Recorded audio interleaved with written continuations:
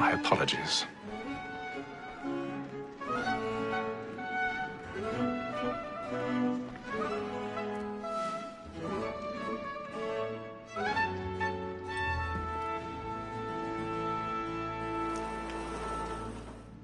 Evening, Hatham. Reginald? I can't tell you how happy I was to hear they'd mounted this revival. Gay's best work by far. Have you seen it before? Once. My father brought me here as a child. Though I remember little of it. I don't suppose tonight will afford me the luxury of a proper viewing either. No, I'm afraid it won't. On to business then. Do you see him? The statesman, because he's so great, thinks his trade as honest as mine. He's seated in one of the boxes above. The stairs are watched. You'll need to find another way up. So is mine. Like me too, he acts I already have. both against roads and for them. For 'tis but fitting that we should protect and encourage cheats, since we live by them. Sir, Black Mall had sent word of trial comes on in the afternoon, and she hopes you will order matters so as... 1,000 pardons. So sorry. My apologies. You may satisfy that I'll soften the evidence. Tom Gay, sir, is found guilty.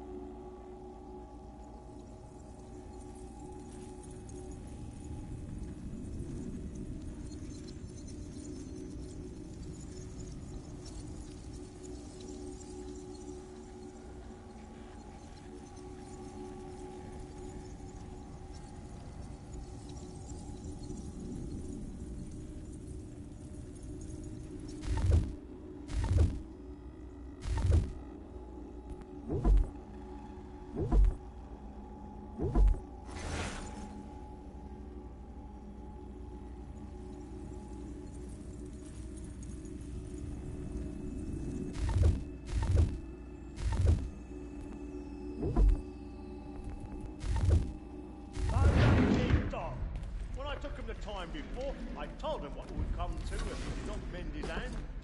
This is death without reprieve. I may venture to book for Tom Gag. £40. Let Betty Sly know I'll save her from transportation. So I can get more by her staying in. Betty has brought more goods into our loft here than any five of the gang. And in truth, it is a pity to lose so good a customer. If none of the gang take her off, she may, in the common course of business, leave her 12 months longer. I love to let women stay. A good sportsman always lets the advantages fly, because the breed of the gang depends on it. Besides, here the law allows us no reward. There's nothing to be got by the death of women, except our wives. Without dispute, she is a fine woman. 'Twas to her I was obliged for my education. And to say a poet's word, she hath trained up more young fellows to the business than the judge at the table. True, Phil. Tis woman that seduces all mankind. Like her we first were taught our evening arts. Her very life we cheat when most she finds. She tricks us of our money with her hearts. Woman that seduces all mankind, like her we first were taught the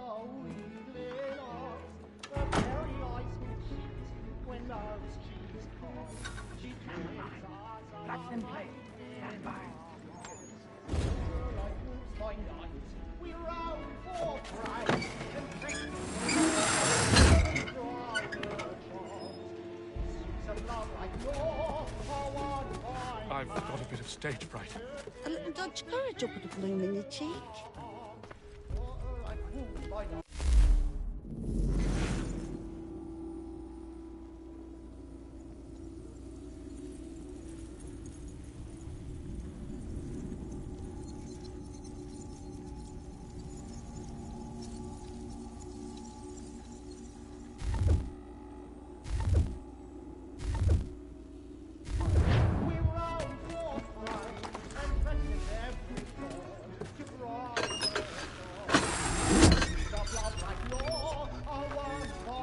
Jeremy's really burning up the boards tonight. He's a marvel.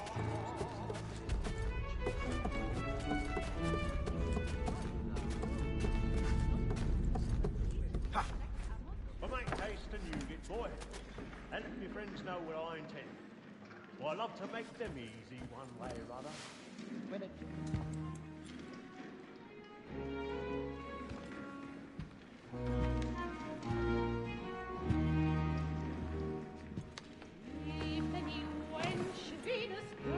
Haytham. You should have come to me. We would have found another way. Yes. But then you would have known. For what it's worth, I'm sorry. As am I.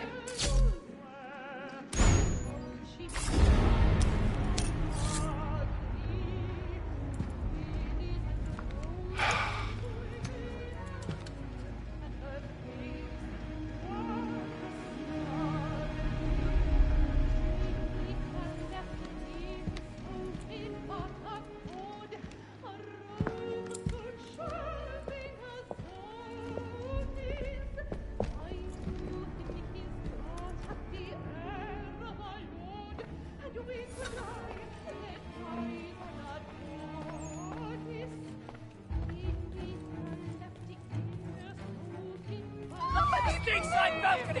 Hurry! Come, please! That man there! Seize him! But I've done no wrong. I swear Search it. him. Any weapons? A man was killed in the upper balconies. Oh, my! Nothing. I beg your We must pardon. keep looking. Did you know Don't that? rush it, I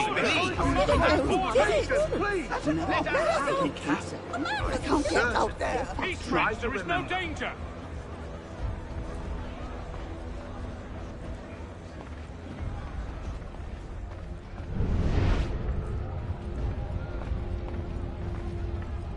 It happened We right must in that leave at balcony. once. What are those men doing?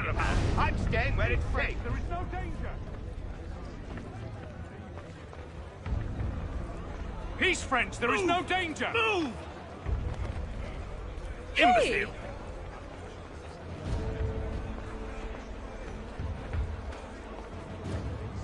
Where are you going?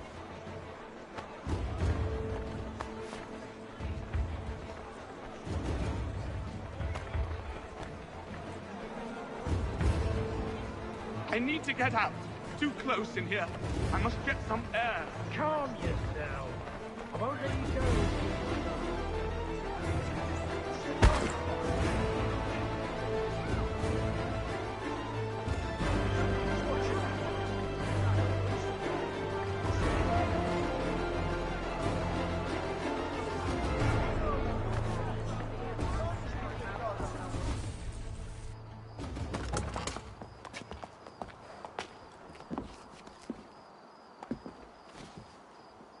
And how was the opera? Rather dull, truth be told.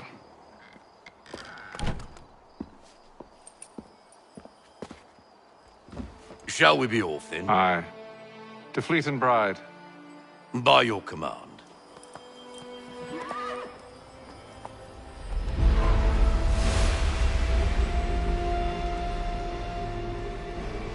Fascinating. Gentlemen, I hold in my hand a key. And if this book is to be believed, it will open the doors of a storehouse built by those who came before. Ah, yes. Those who ruled, reigned, and vanished from the world. Do we know what it is that will be held within? It could contain certain knowledge, perhaps a weapon or something as yet unknown. unfathomable in its construction and purpose. It could be any of these things, or none of them. They are still an enigma, these precursors. But of one thing I am certain. Whatever waits behind those doors shall prove a great boon to us all. Or our enemies, should they find it first. They won't. You've seen to that. I assume you know where this storehouse is? Ah, Mr. Harrison. Gentlemen, How fare your calculations? I believe the site lies somewhere within this region. That's a lot of ground to cover. My apologies. Were that I could be more accurate. That's all right. It suffices for a start. And that is why we've called you here, Master Kenway. We'd like for you to travel to America, locate the storehouse, and take possession of its contents. I'm yours to command, although a job of this magnitude will require more than just myself. Of course. Upon this paper are the names of 5 men sympathetic to our cause. Each is also uniquely suited to aid you in your endeavor. With them at your side, you will want for nothing. Well, then I'd best be on my way. I knew our faith in you was not misplaced. We've booked you passage to Boston. Your ship leaves at dawn.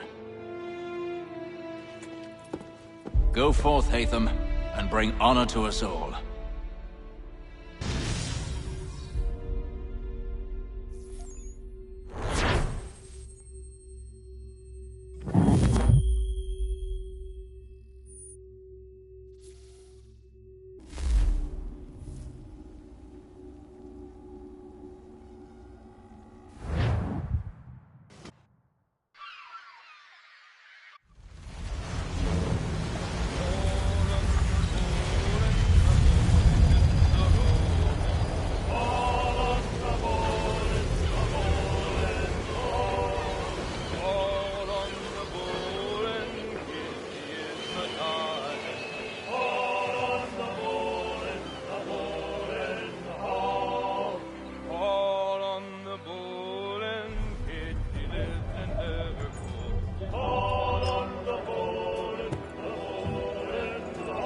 Some fresh air might do me good.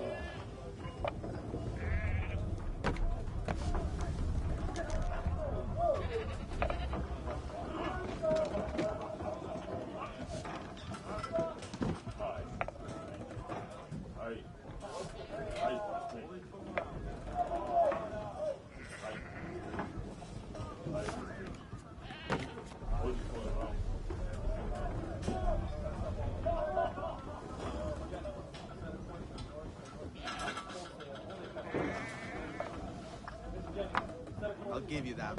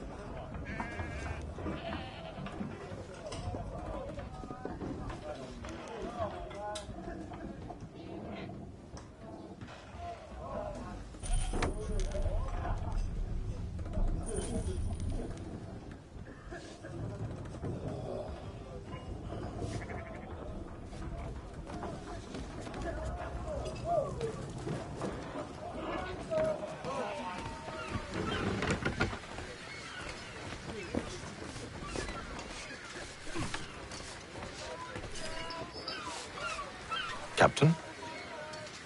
Mr. Kenway. I just wanted to thank you again for taking me aboard and apologize for any inconvenience it may have caused.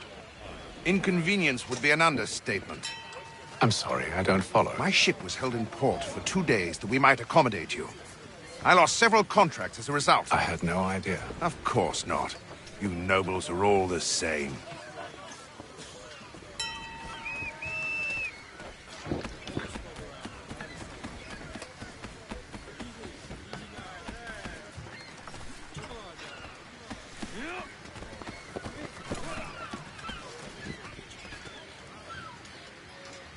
Hello, sir. Do you expect we'll have a pleasant crossing? It is a quiet time of year, though rogue storms in troubled waters are not unheard of. But no need to fret. At worst, they'll prove an inconvenience. I'm more concerned about pirates and rogue privateers. Have you encountered them before? Aye. But the Providence is a strong ship, and her crew well trained. They will surely keep us safe.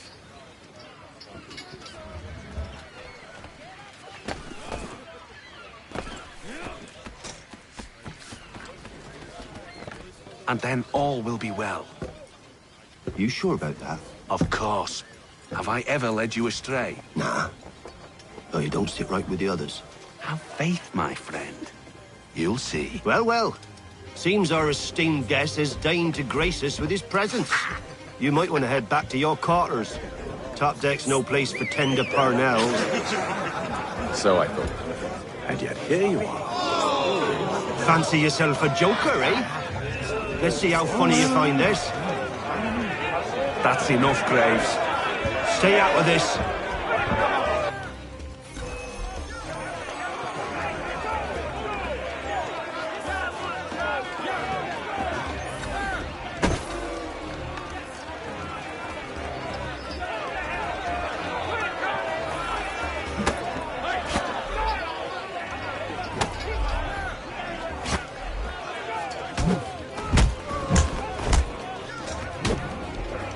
Listen to this, Hector. Thinks he can swagger on up here and declare himself king of the castle. Please, fellas, call this off. If the captain sees us... To hell with the captain. And to hell with you, Mills. Whose side do you on, anyway?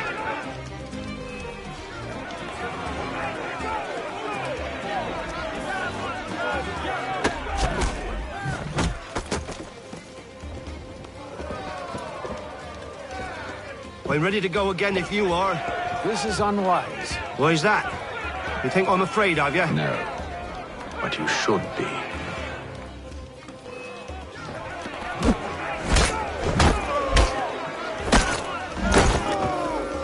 Do you yield? Never! How do you like these odds?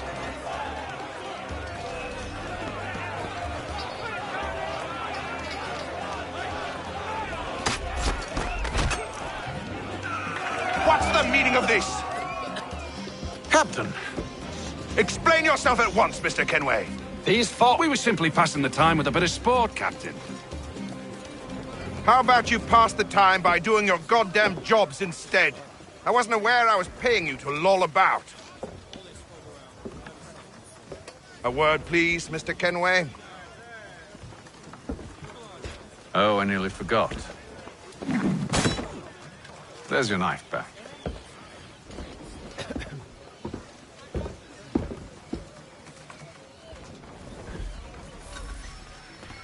I don't care for you, Mr. Kenway. I've had nothing but trouble since you came aboard. Your problems have nothing to do with me. I beg your pardon? You're a poor leader, ill-tempered and cruel, and it's clear your crew has no respect for you. Look, I don't want to argue. In fact, I need a favor. Oh, this is rich. I suspect some of the men intend to mutiny. Really? What a surprise. As I cannot trust any of them, I am compelled to turn to you. And why should I help you? Because if they do intend to betray, I'm the only hope you have of reaching America alive. Well, what will it be? If what you say is true, what other choice do I have? Thank you. But let me be clear. Should you ever dare to insult or threaten me again, I'll not hesitate but to cut off your head myself. Are we understood? Excellent.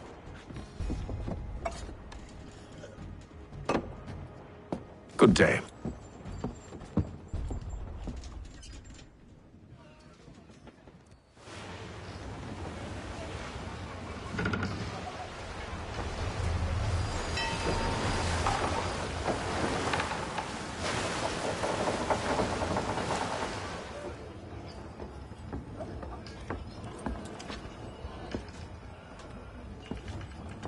Mr. Kenway. Captain? Whatever they're up to, I believe it's coming to a head. I'd best get to work.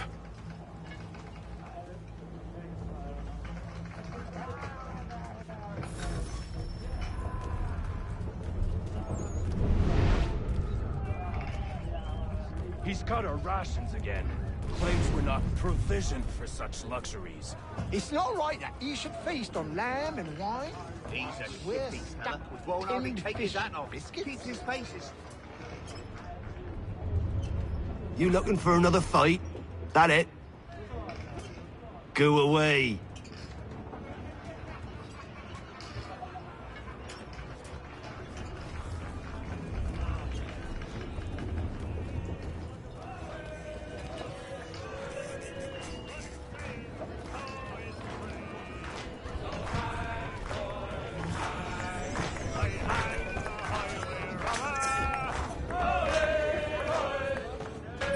Quite the basting you gave Graves and Quill.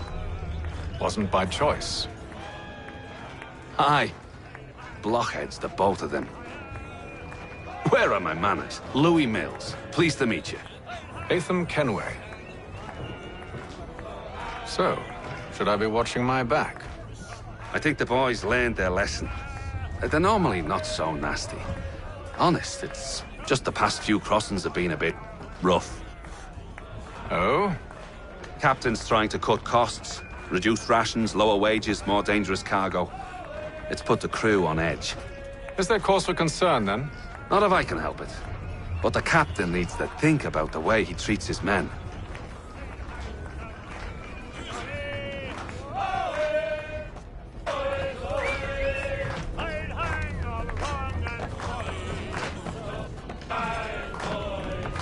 I ain't got nothing to say to you.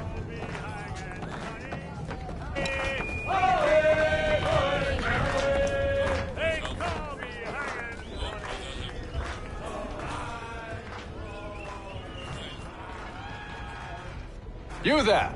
I have some questions for you. That's nice, but I ain't got time to gossip. Probably wouldn't have anything useful to share anyway.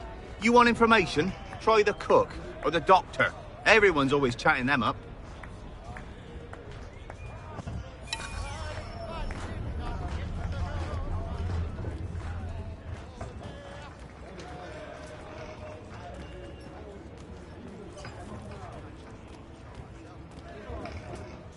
Doctor, if you have a moment. Have you taken ill? Oh, nothing like that. I was wondering if you'd heard any rumblings of trouble aboard. What sort of trouble? Unusual complaints or grievances? Men taking issue with the captain or You the sound passengers? just like James. Like I told him, I've been much too busy with my research to notice anything not work-related. And where might I find James? The galley's your best bet. Now, if you'll excuse me...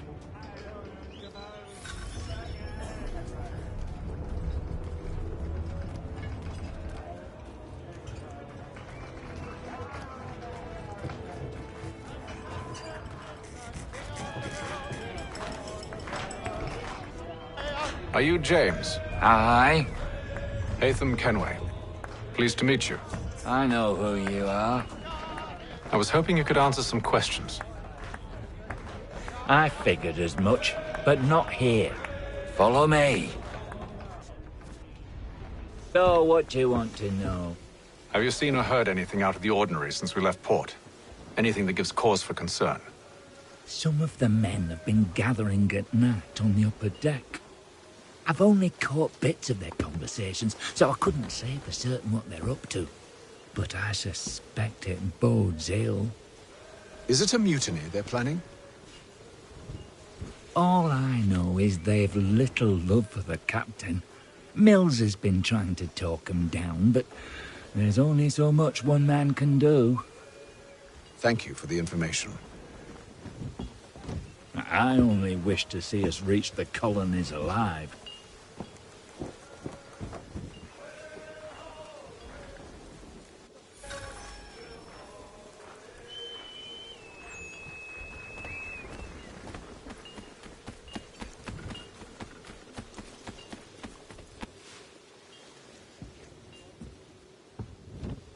Evening, sir. How are things? Calm and quiet. Just the way I like it. What brings you topside? Thought I'd wander a bit. Stretch my legs. That's all. Take care where you tread. The deck hides all manner of danger in the dark. What was that? Someone's throwing cargo overboard. But why?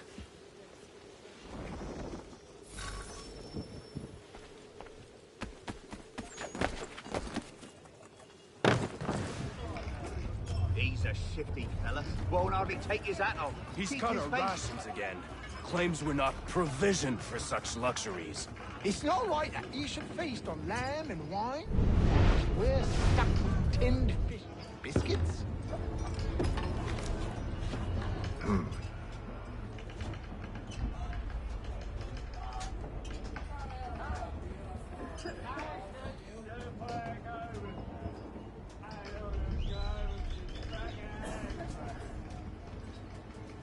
Curious. Most curious.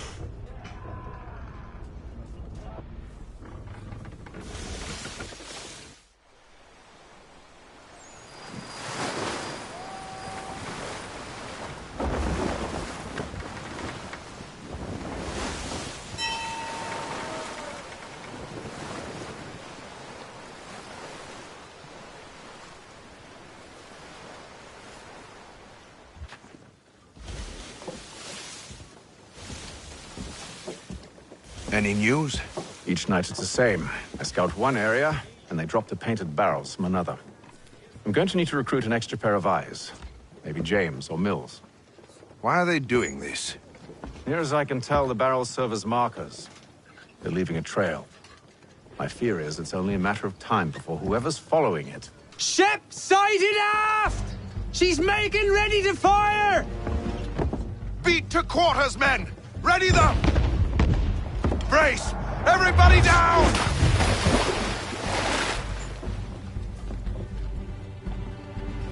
A warning shot! Seems they don't mean to sink us, but board us instead! Man the cannons! Make ready to fight! I want you below decks. Why? Let me help you secure the ship. Do you know how to rig a sail? To load a cannon? To wage war at sea? I didn't think so. Now return to your cabin, or do I need to have you escorted?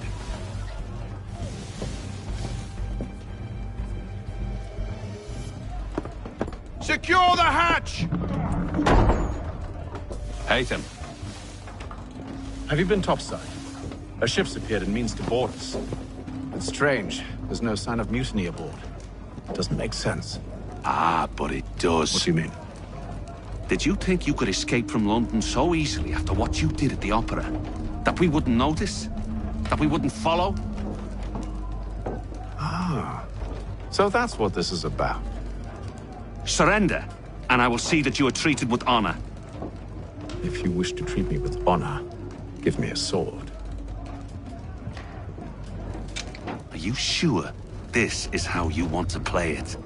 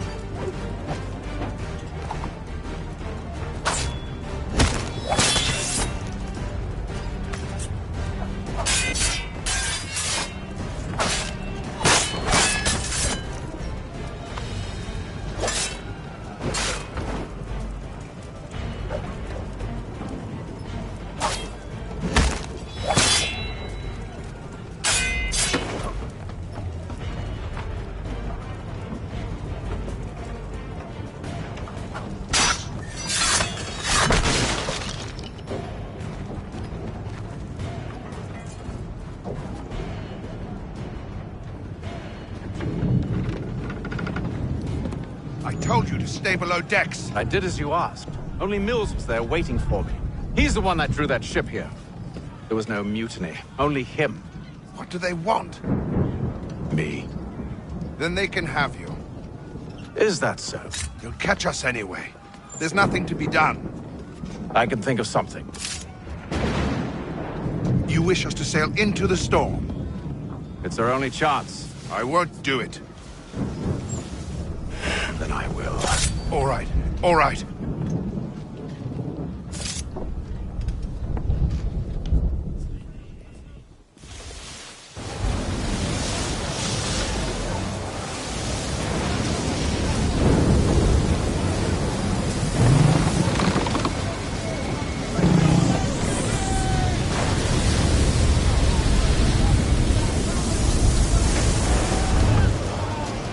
We need those ropes secured! I told you this was madness! Arm yourself. I'll fix your sail for you.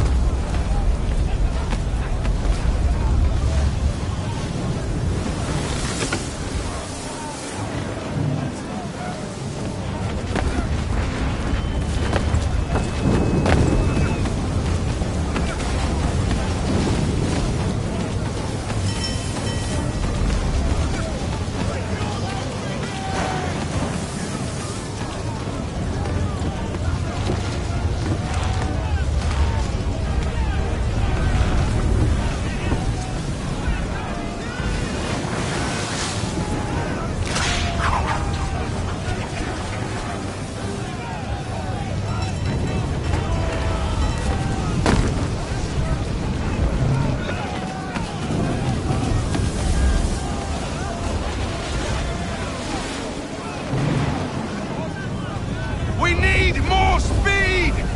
Loose the sails! Hate them! You take the foremast! James!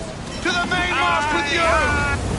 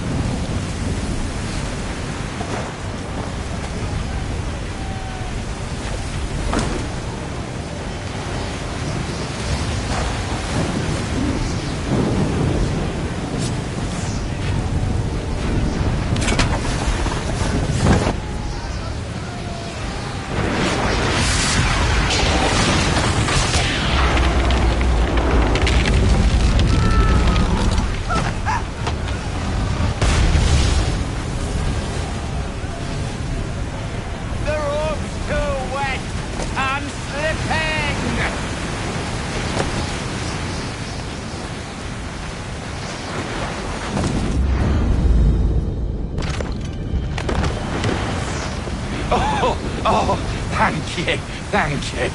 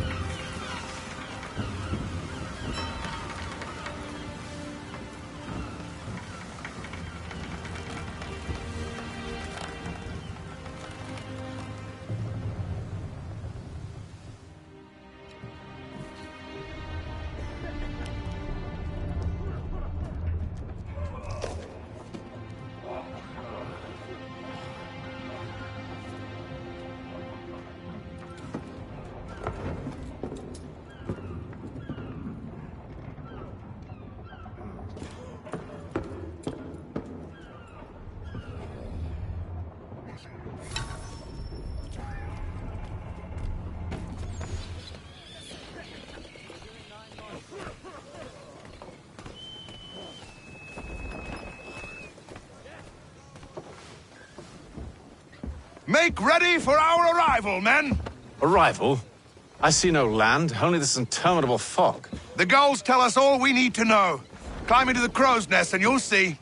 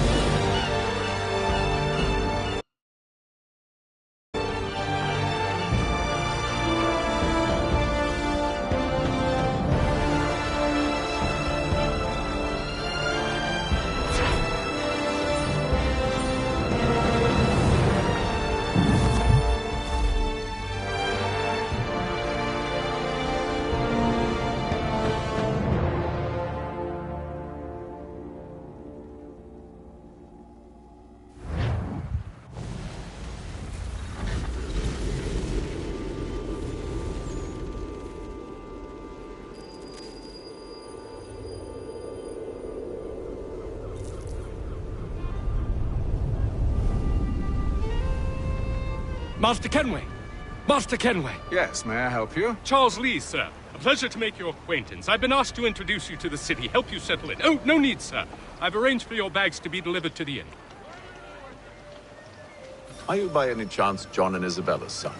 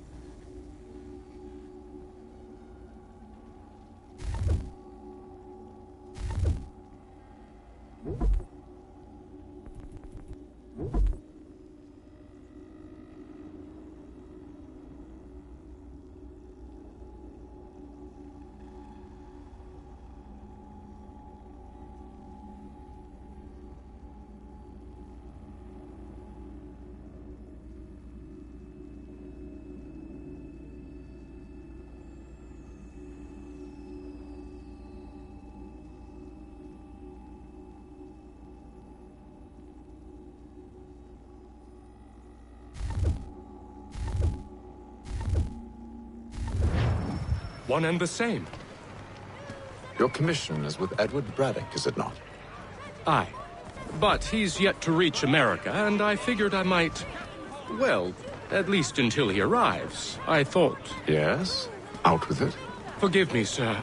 I had hoped that I might study under you. Hello, If I am to serve the Order, I can imagine no better mentor than yourself. Kind of you to say, but I think you overestimate me. Impossible, sir. This way. Thief! Someone stop him!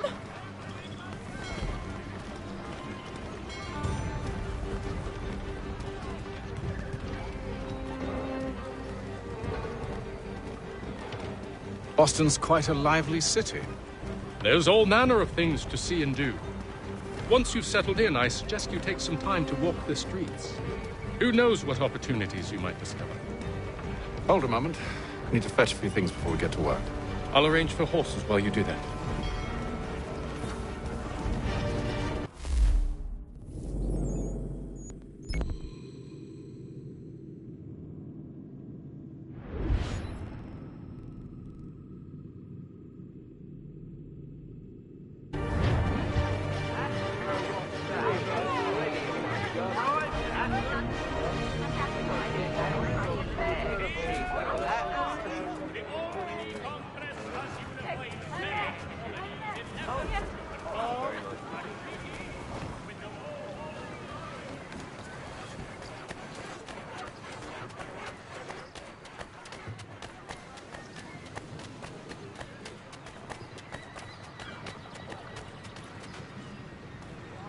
Get back here with that, you rogue!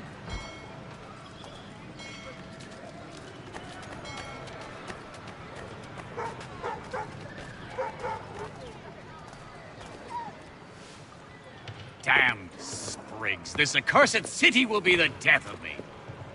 You seem troubled, friend. That's because I am. Greatly so, in fact. What's happened? I was robbed.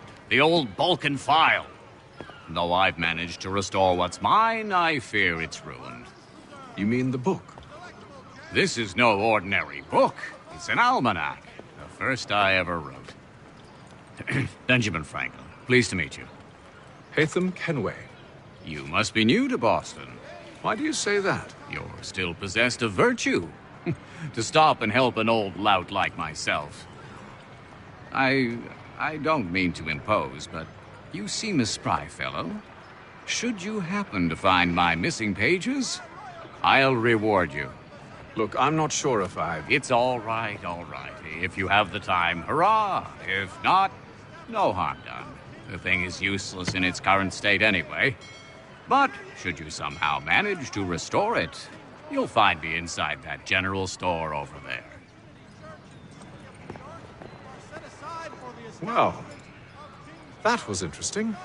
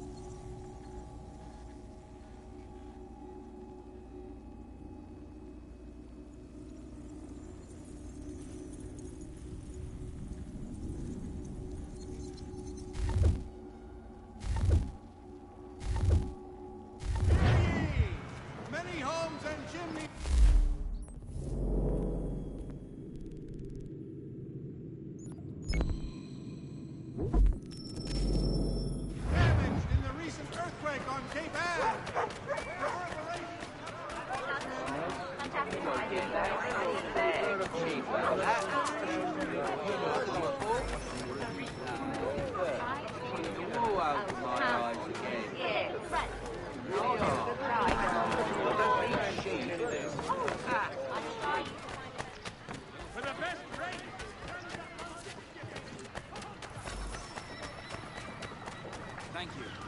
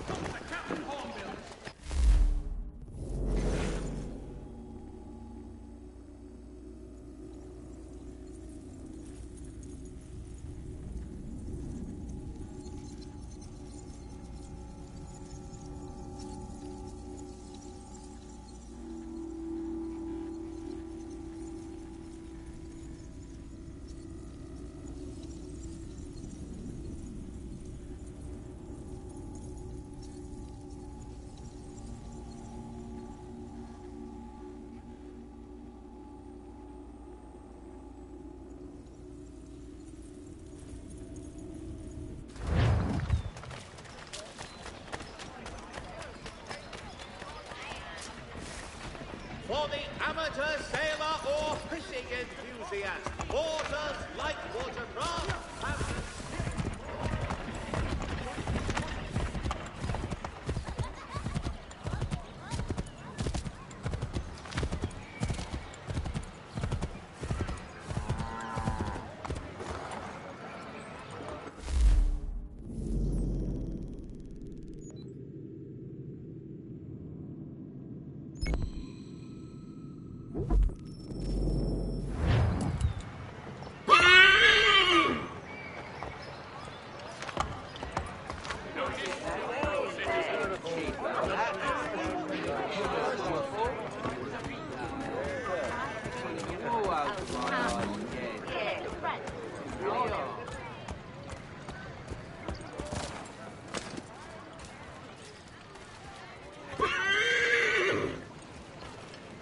have widest assortment of dry goods, feed and other staples, call upon the good folk of Long Green on Carter's Lane.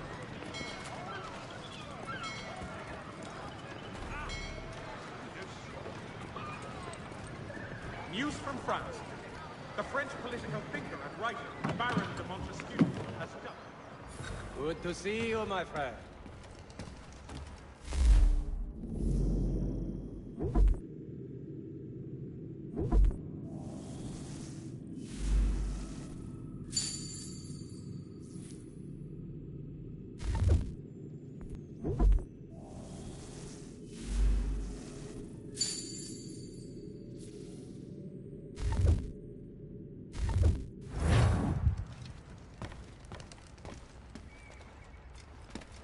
Country Journal, your favorite penny sheet.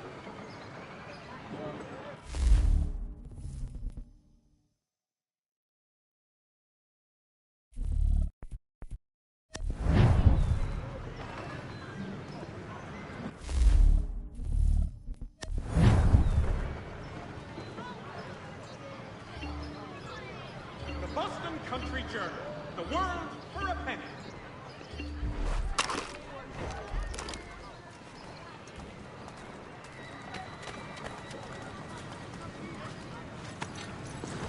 We ride for the Green Dragon Tavern. The proprietors are eccentric, but the rooms are spacious and they do not pry. Have you been told why it is I've come to Boston? No. Master Birch said I should know only as much as you saw fit to share. He sent me a list of names and bade me ensure you could find them. And have you had any luck with that? Aye. William Johnson waits for us at the Green Dragon. How well do you know him? Not well. But he saw the order's mark and did not hesitate to come. Prove yourself loyal to our cause. And you may yet know our plans as well. I should like nothing more, sir.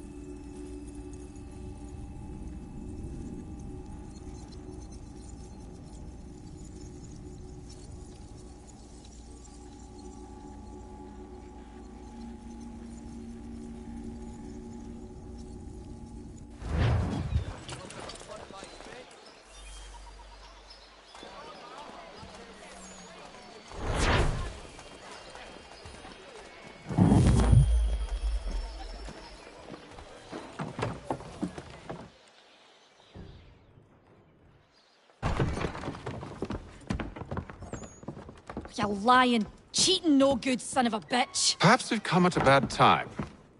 Oh, don't be foolish, dearies. Please, sit. Fancy something to eat? A drink, perhaps? Or is it a bed you require? We've already let rooms here. Oh, yes. Of course. Masters Lee and Kenway, was it? I'll have your bags brought up.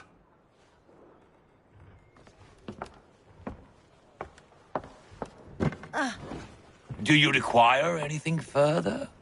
Only privacy.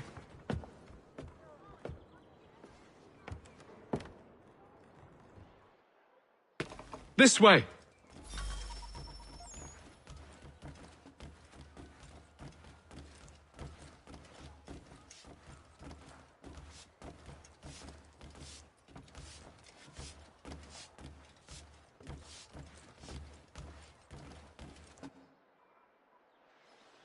Sir, William Johnson. A pleasure. A good lad, if a bit earnest.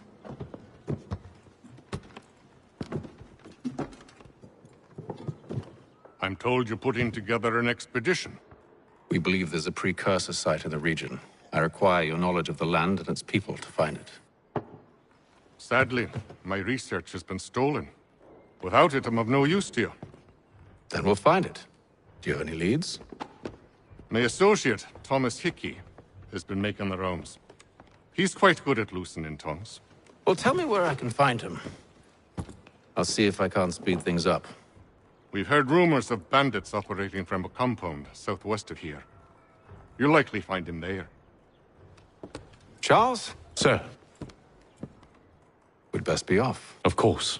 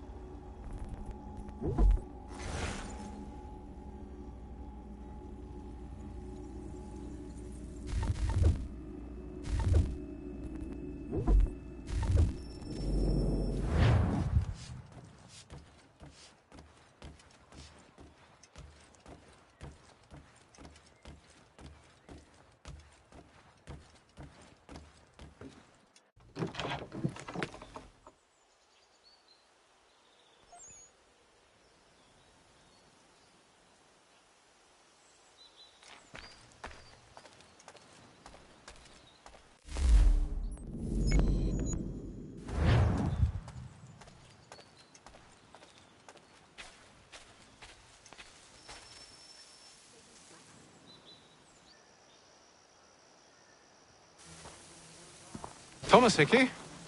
Who's asking? Haytham Kenway. Is that supposed to mean something? Show some respect, boy. Peace, Charles. William Johnson sent us in the hopes we might expedite your search. But don't need no expediting. Don't need none of your fancy London speak neither. I found the men that done the theft. Then why are you just lazing around? Figuring out how to deal with those varlets. I have an idea. Well, let's hear it. I'll kill the lookout. Take up a position behind the guards. You two approach from the front. When I open fire on the group, you charge in. We'll have the element of surprise on our side. Half will fall before they've even realized what's happened.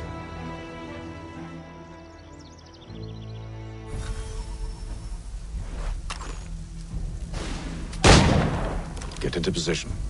But wait for me to take the first shot.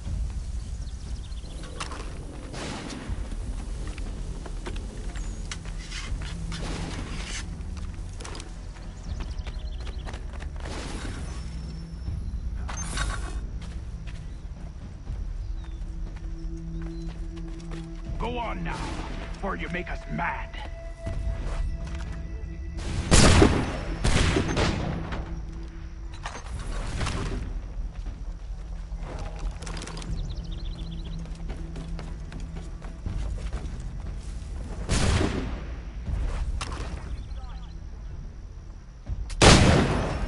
So much for the element of surprise. Reinforcements! Spare muskets, and you won't have to reload.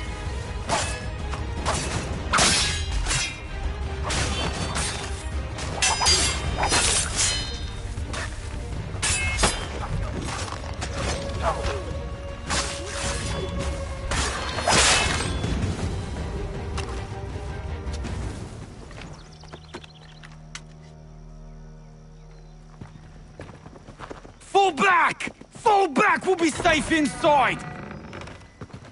What now? We can blow the door with those. Go on, shoot them.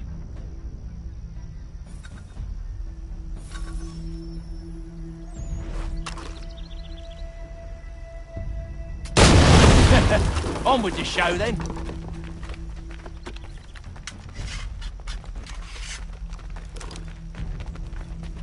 Guess they wasn't so safe inside after all.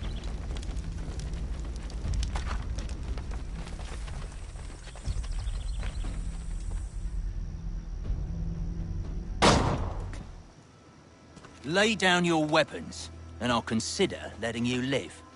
I make you the same offer. We've no quarrel. I only wish to return this chest to its rightful owner. Nothing rightful about Mr. Johnson.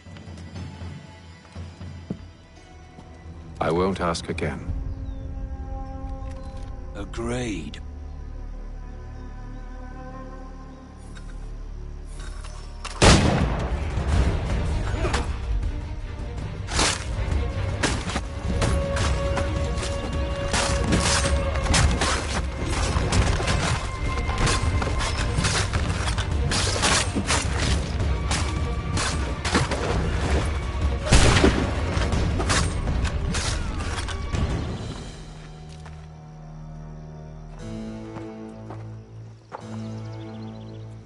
Your kind has no need for books and maps. Who put you up to this? Never seen a person. It's always been dead drops and letters. But they always pay, so we do the jobs. Well, those days are done. Tell your masters I said as much.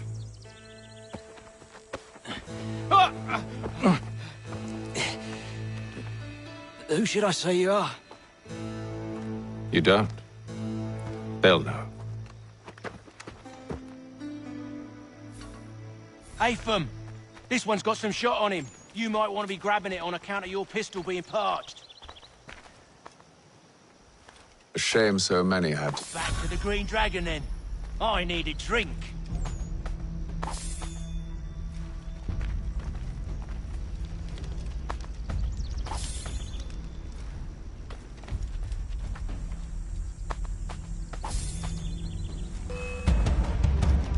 Don't let go of the chest, Charles. We'll take care of this rabble.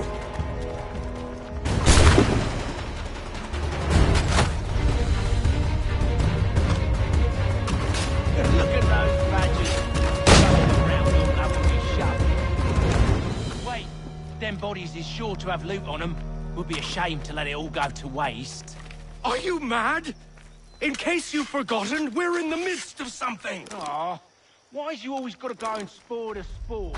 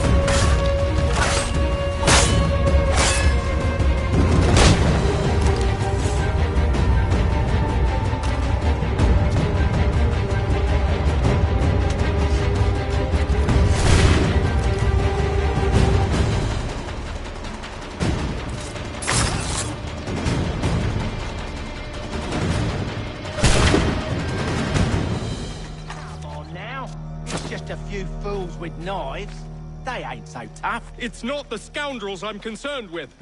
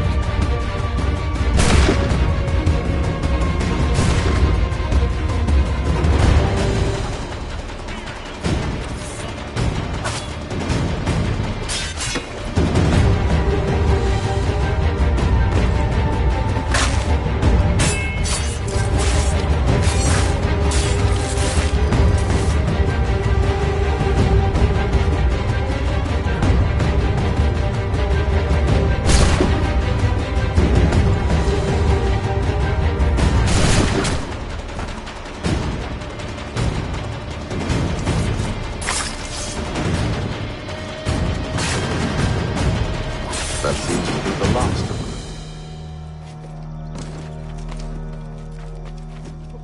them. Oi! Mr. Johnson's gonna need to double my pay after all this if he expects me to keep at his side.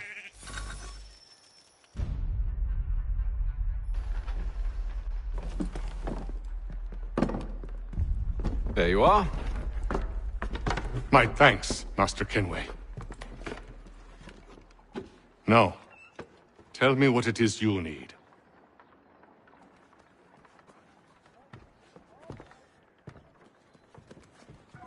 The images on this amulet, are they familiar to you? Perhaps one of the tribes has shown you something similar. It appears Kanyan Gahaga in origin. Can you trace it to a specific location? I need to know where it came from. With my research returned, perhaps. Let me see what I can do. Thomas! What?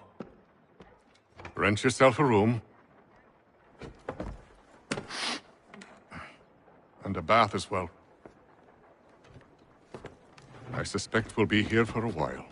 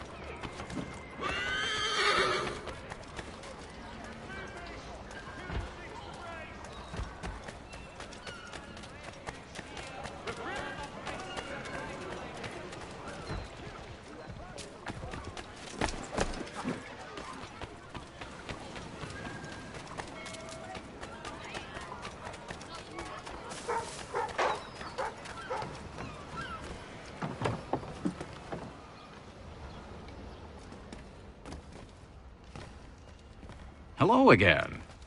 More almanac pages? Not quite.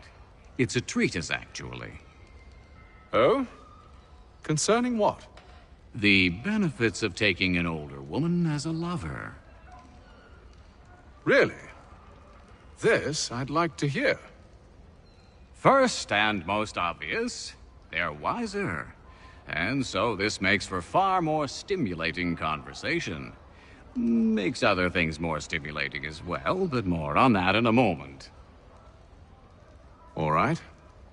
Your argument for experience makes some sense. Second, when beauty fades, women must improve their utility, lest they be discarded and forgotten.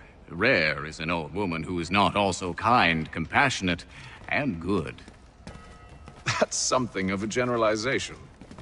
But also true. Now, on to the third. Older women cannot conceive, which means one less thing over which to fret.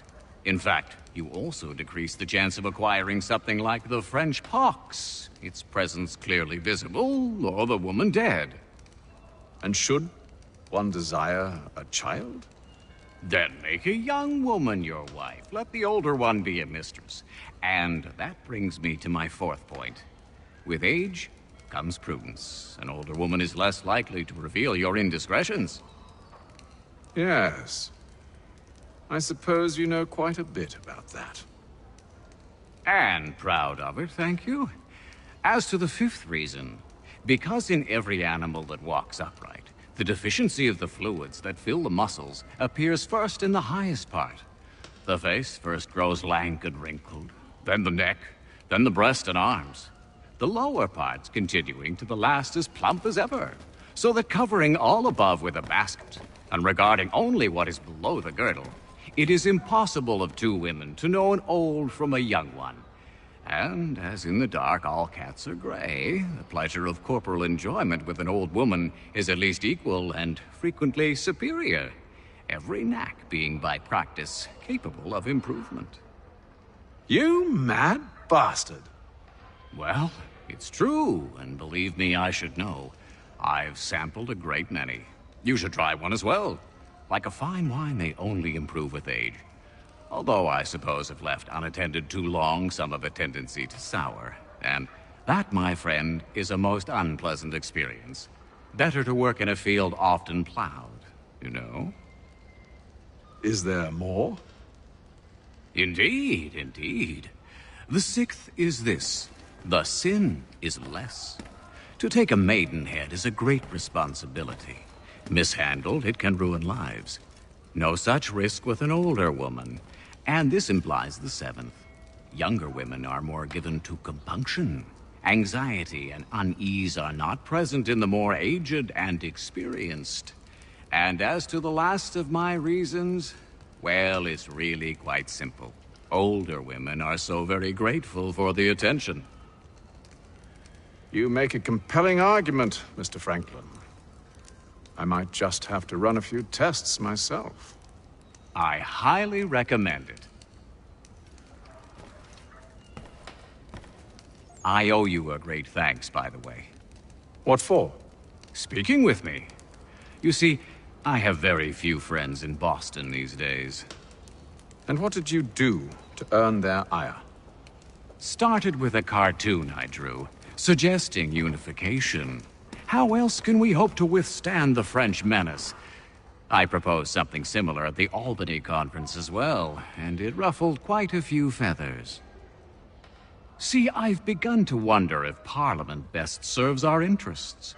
The colonies might be better off independent and autonomous. Most of my peers, however, haven't taken kindly to the suggestion. Are things truly so bad under the Crown?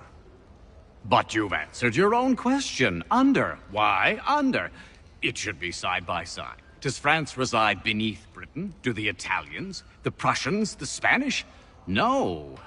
Sure, they may disagree from time to time, even come to blows, but they stand on equal ground. And we should as well. Are the colonies not simply an extension of the kingdom, though? Another borough, if you will? No, we are not. We've evolved into something else, something distinct. I suppose it's only natural to desire parity. We leave behind our parents, our childhoods, our homes, and seek to find a place in the world. If it's true for a person, why not a nation? Yes, exactly. Interesting. Anyway, I've taken up enough of your time. Please, don't let me keep you from your work. Let us speak later, my friend.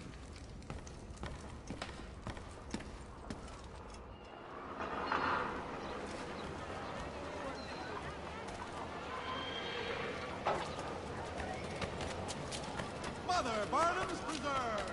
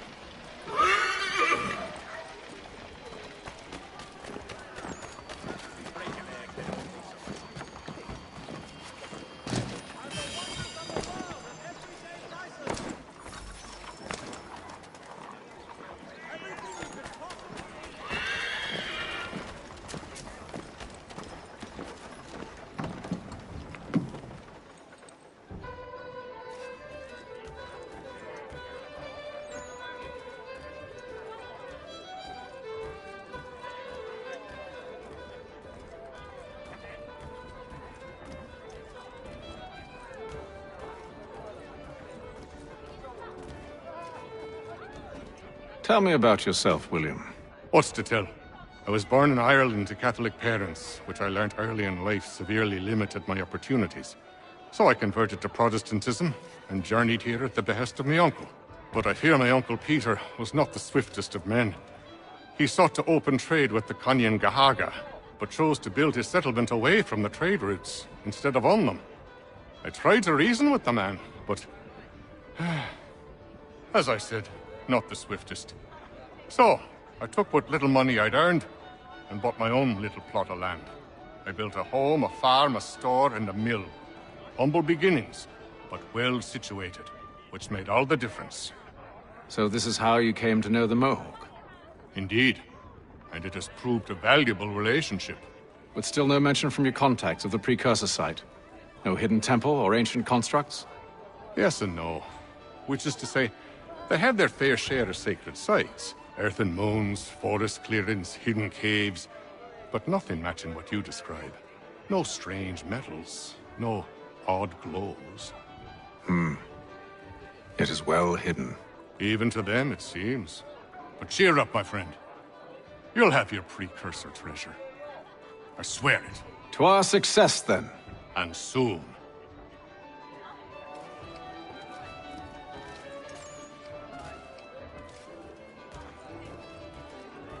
Should not be much longer.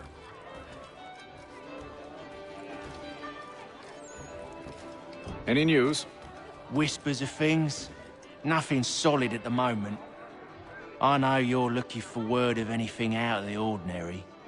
Dealing with temples and spirits and ancient times and whatnot.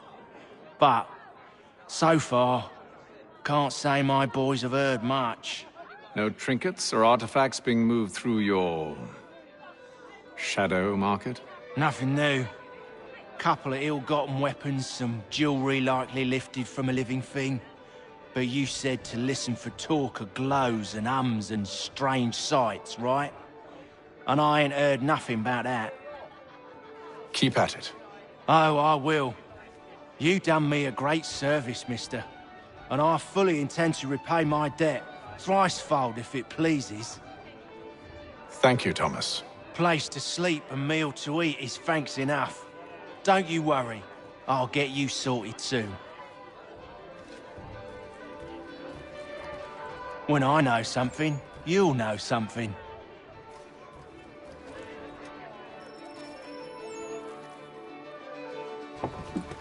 Evening, gentlemen. Charming.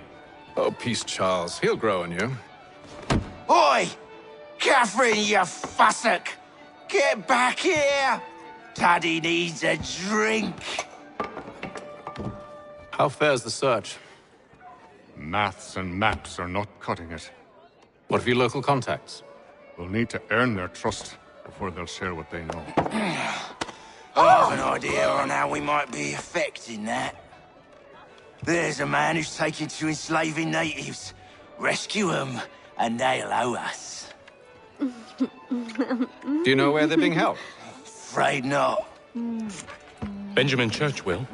He's a finder and a fixer. He's also on your list. And there I was, wondering whom I might solicit next. Well done.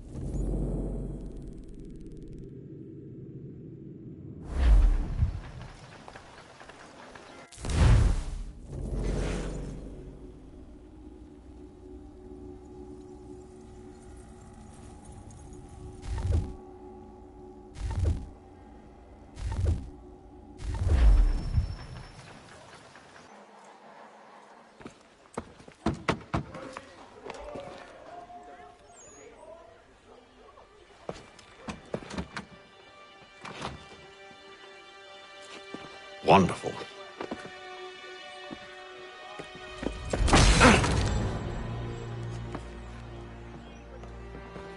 Charles? Sir?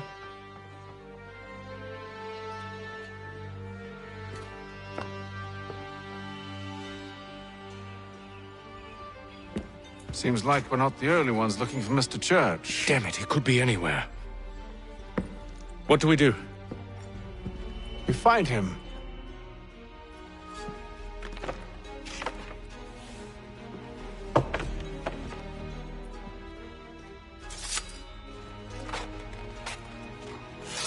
Come. I'll show you how.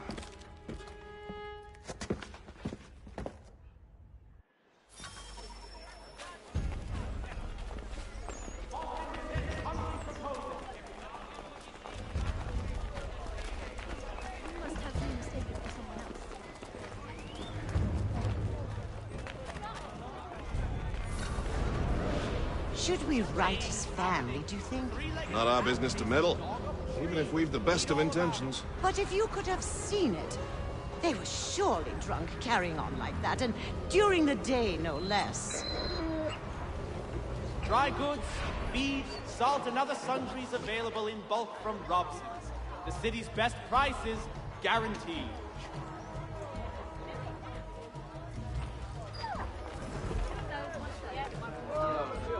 Scandalous behavior from one who aims to be a surgeon. Not likely if he keeps up such carousing. Truly a shameful display. Benjamin's parents would be mortified. Perhaps I should send someone to retrieve him before he damages his reputation beyond repair. They stumbled off to the northeast, no doubt in search of a tavern or some other place of ill repute. Start questioning those on the street. I'm headed for higher ground.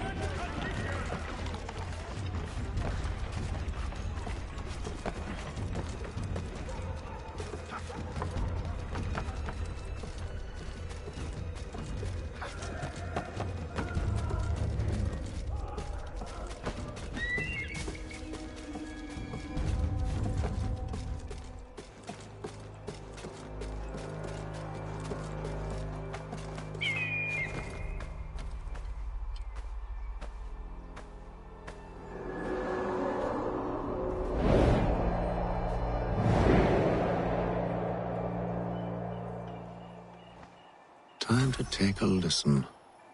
With luck, one of those people knows what became of Benjamin.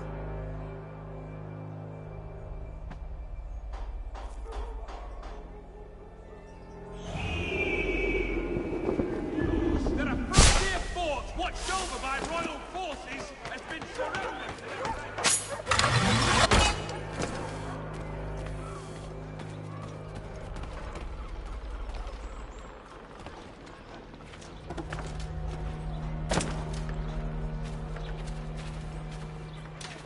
I've asked the criers, but they all plead ignorance. Bugger that! They're lying! Aye. Well, what can I do? Threats let off them and I'll not deign to grovel. Actions speak louder than words, my friend. Arrest one and put him in stocks. See if he's so glib then. To do so without cause will set them singing songs about us. Last thing the city needs is town criers complaining about our abuse of authority. And forget it. The crime is done. The killer's gone. Those who know won't share their secrets. If the city wishes to harbor scoundrels, let them pay the price for it.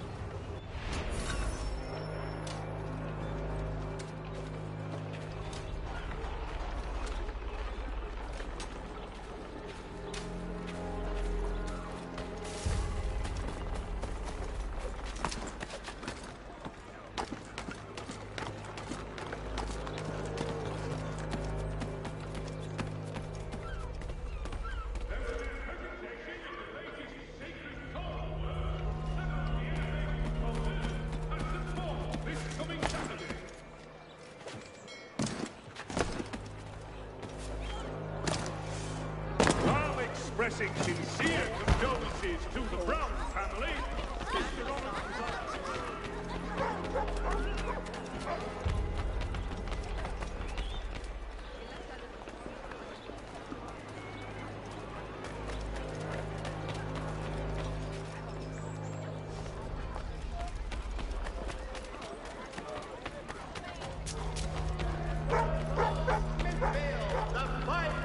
There is little church, but one way or another, the debt would be settled. I don't envy the man, but he's 3 times ahead. Well, what do you think they're planning? All I know is it can't be good. Probably looking for a nice, quiet place to do the deed. From what I hear tell, his work usually involves quite a bit of screaming. Which reminds me, we'd better not buy any meat tomorrow. Good call, that.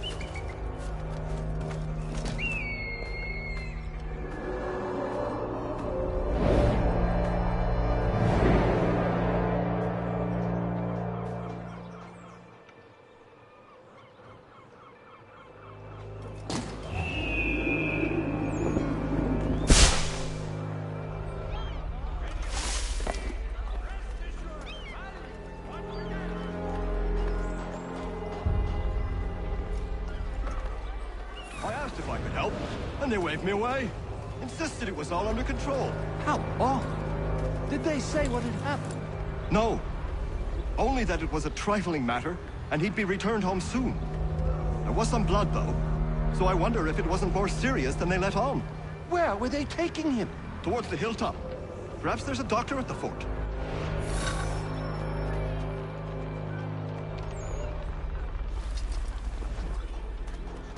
See, Charles? We'll have church in no time, just as I said we would. If I might ask, sir, where did you learn to do all this? It is a requirement when you are raised in the manner that I was.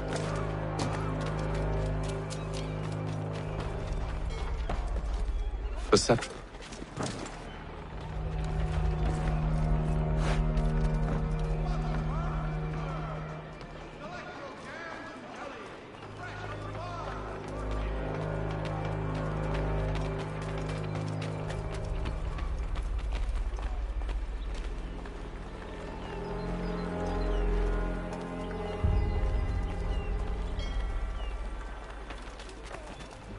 The postmaster wishes to inform. Careful. The place is well guarded.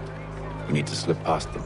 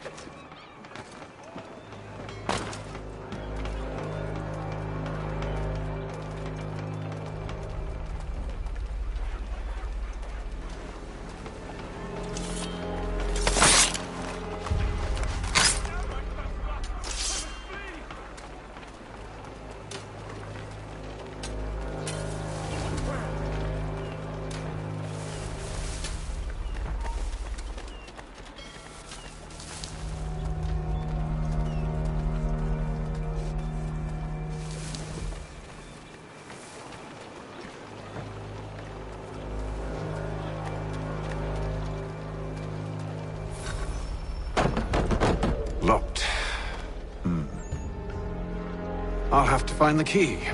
Wait here.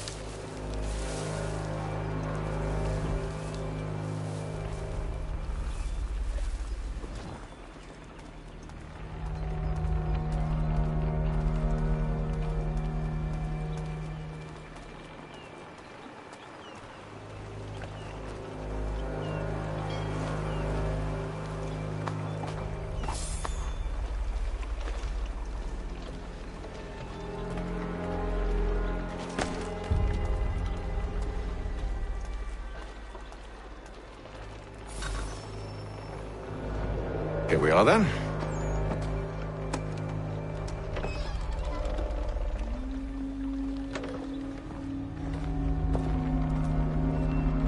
Why must you always make these things so difficult, Benjamin? Merely provide me with recompense, and all shall be forgiven. I'll not pay for protection I don't need. Clearly, you do require protection. Else we wouldn't be here. How very gauche. Now, what shall we do about our guest? Maybe I'll take his hands. Put an end to his surgery. Maybe I'll take his tongue. Put an end to his waggling. Or maybe I'll take his cock. Put an end to his fucking us. So many options. I can't possibly decide. Take all three. No, hold a moment. Perhaps I was hasty in refusing you earlier. I'm so very sorry, Benjamin. But that door has closed. Be reasonable, Silas! I rather think I was. But you took advantage of my generosity. I won't be made a fool a second time.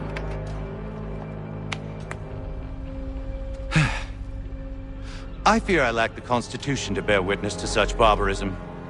Come find me when you're finished, Cutter. You'll regret this, Silas, do you hear me? I'll have your head! No. I rather think you won't. Quick little swipe and no more is. How's that sound?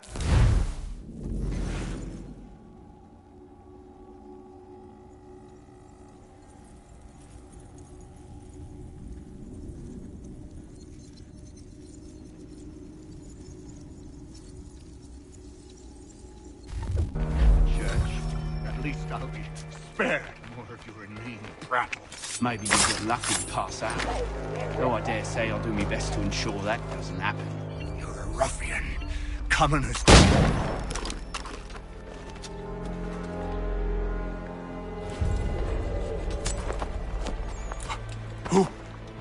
Who are you? Hatham Kenway, at your service. I don't understand. Why are you here? Walk with me, Mr. Church, and all will be explained.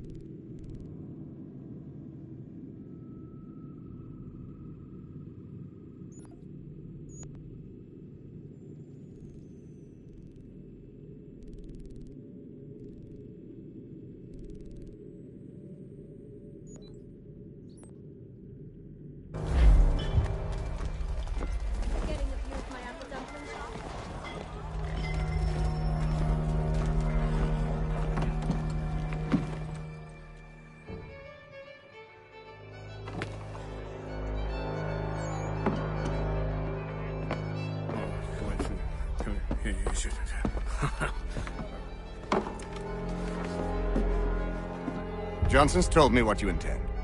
As it happens, the man who held me is the same one that you seek. His name is Silas Thatcher. That fancy lad is our slaver? Don't let his velvet tongue deceive you. A crueler and more vicious creature I've never known. What can you tell me of his operation? He hosts at least 100 men, more than half of whom are redcoats. All this for some slaves? Hardly. The man's a commander in the King's troop, in charge of the Southgate Fort.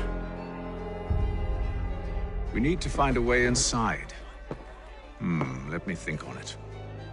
In the meantime, I'll attend to our final recruit. John Pitcairn's our man. I'll take you to him.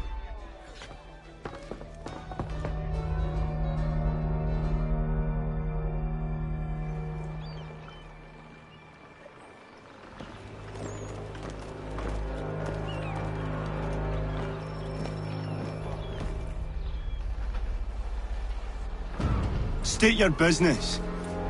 New recruit. More kindling for the pyre, eh? Well, go on then.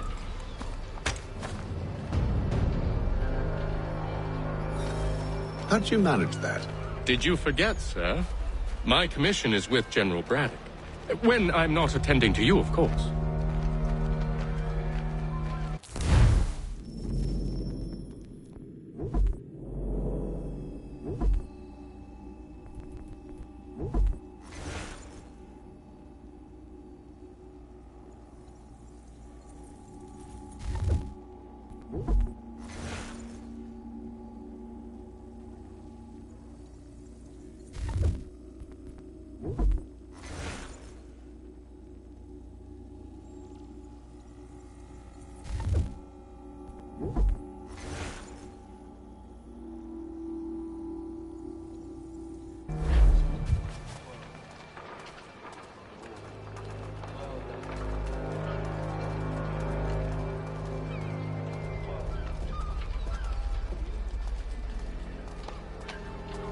Pitcairn, you fool!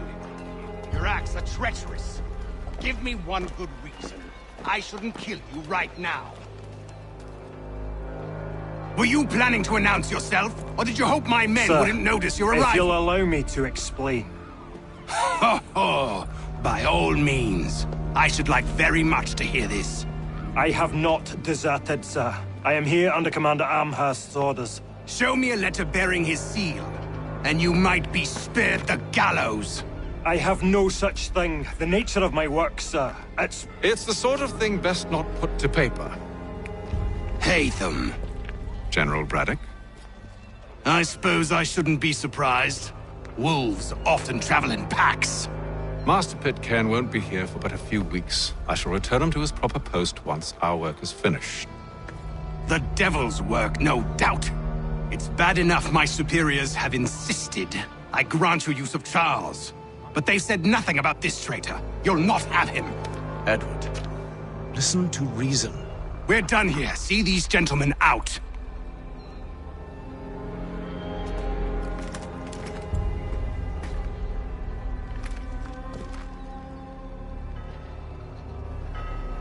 Well, that didn't go as I expected. And to think I used to call him brother. What now? They'll chase us off if we try and return. We're done with this camp. As luck would have it, so are they. Come along. What are you planning? To steal Master Pitcairn. What?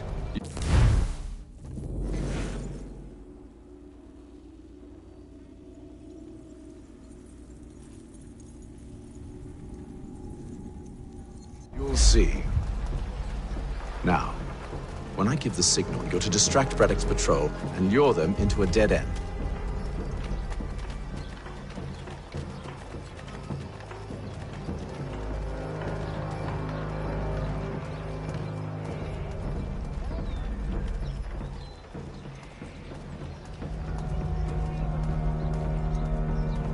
The Black Swan Inn offers you the finest fare. Where? Perhaps down Marlborough. No. Its residents are too content. What of Lynn or...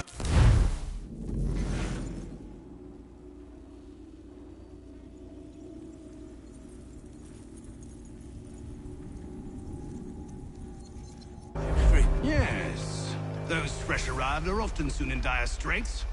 They're more likely to seize upon an opportunity to fatten their purses and feed their young. Come for our famous Sunday roast, washed down with melon ale and enjoy our...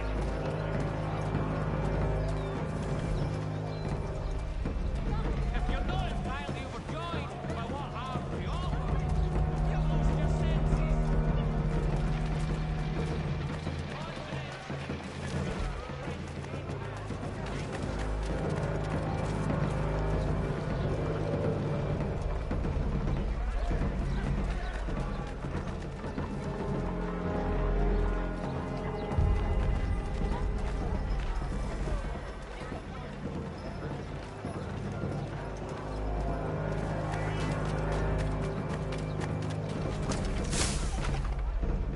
Now!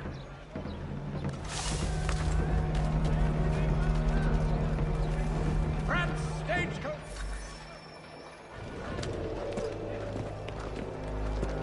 Oi!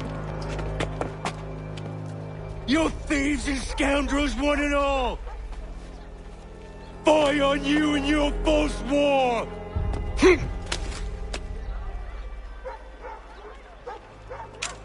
After him!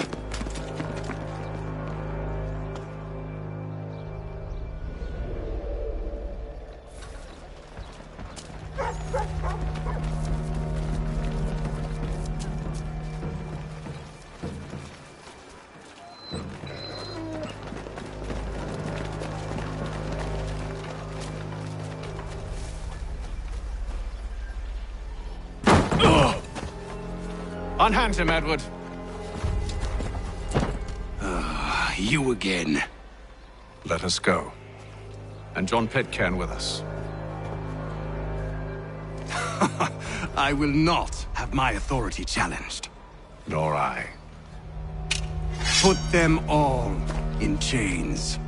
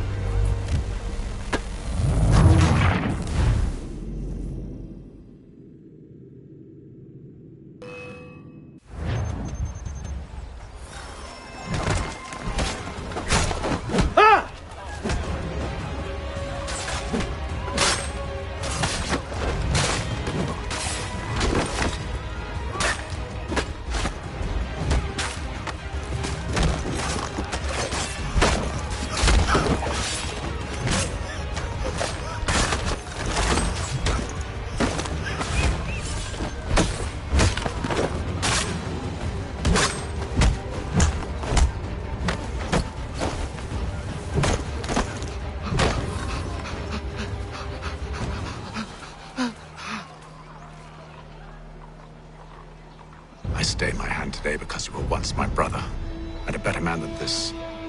Or should our paths ever cross again, all debts will be forgotten. You're free now, John. Traitor! Go on then. Join them on their fool's errand. And when you find yourself lying I assume broken you've good reason for causing all this madness.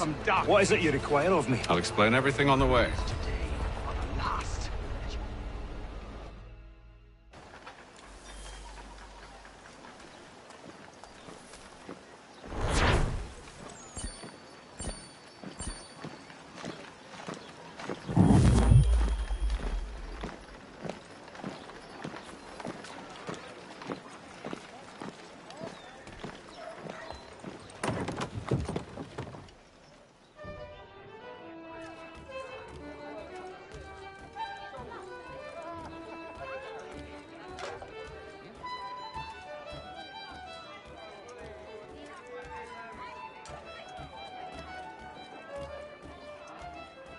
If I may, I was curious about your past with Braddock.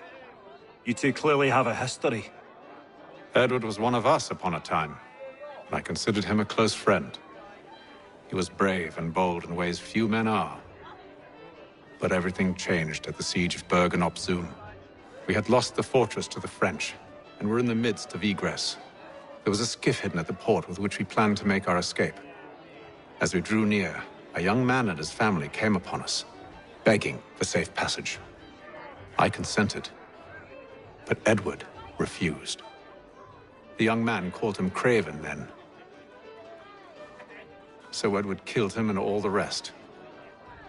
Even the children. To this day, I don't know why.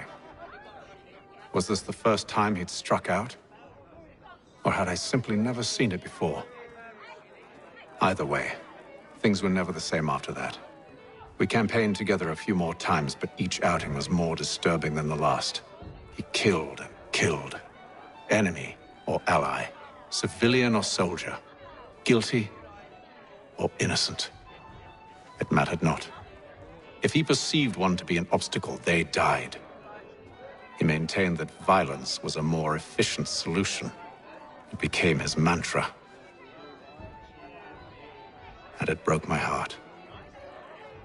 I had no idea. He hides it well, and intimidates into silence any who discover him. Those who persist have a tendency to find misfortune. And we should stop him. I suppose you're right. But I maintain a foolish hope that he might yet be saved and brought back round to reason. I know. It's a silly thing to believe that one so drenched in death might suddenly change. I'm sorry to have brought this up. It was not my intent to sour you. Nonsense. We are brothers now. There should be no secrets between us. I hope you and the General find a way to patch things up. This business with Silas confuses me. If Britain stands any chance of pushing back the French, they must ally with the natives, not enslave them. Silas is loyal only to his purse. That his actions harm the crown is irrelevant. So long as there are buyers for his product, he'll continue to procure it. All the more reason to stop him, then. My days are spent in Congress with the locals, attempting to convince them that we're the ones they should trust. That the French are merely using them as tools, to be abandoned once they've won. Your words must lose their strength when held against the reality of Silas' actions. I've tried to explain that he does not represent us. But he wears the red coat. He commands a fort. I must appear to them either a liar or a fool.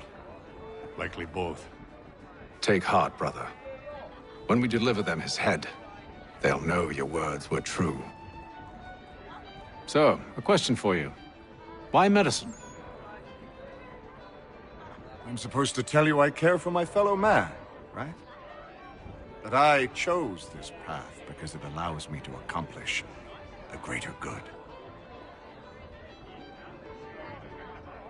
Are these things not true? Perhaps. But that's not what guided me, no. For me, it was a less abstract thing.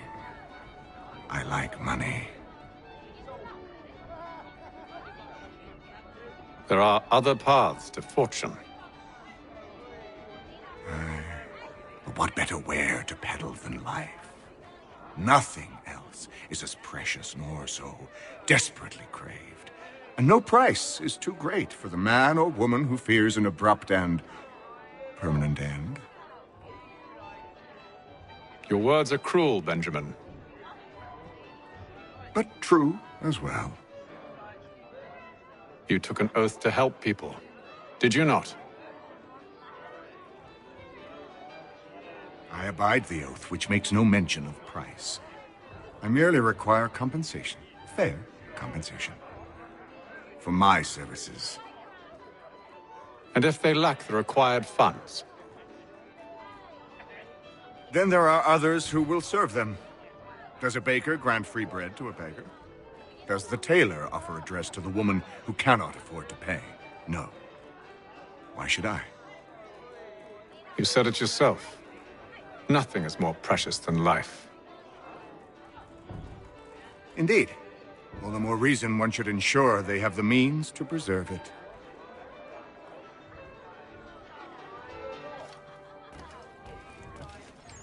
Got no office to give at current. When I do, you'll be the first to hear it.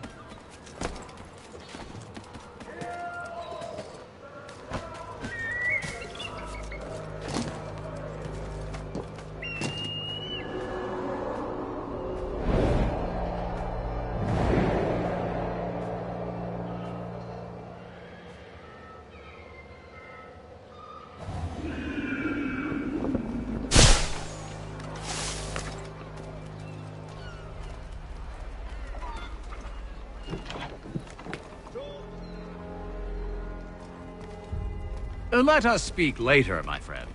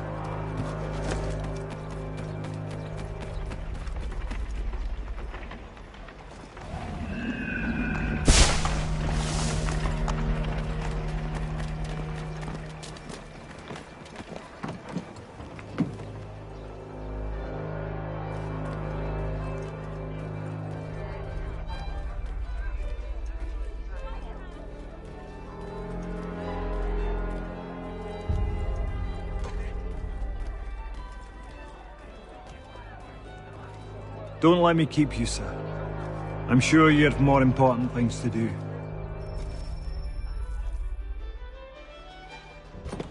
Gentlemen, I believe I found the solution to our problem. Or rather, Odysseus has. How do you? Are you a new guy? The Greek hero, you lobcock. Allow me to explain. We enter Silas' fort, under the pretext of kinship. Once inside, we spring our trap, free the captives, and kill the slaver. Dodgy, dodgy. I like it. Then, let us begin. First, we need to find ourselves a convoy.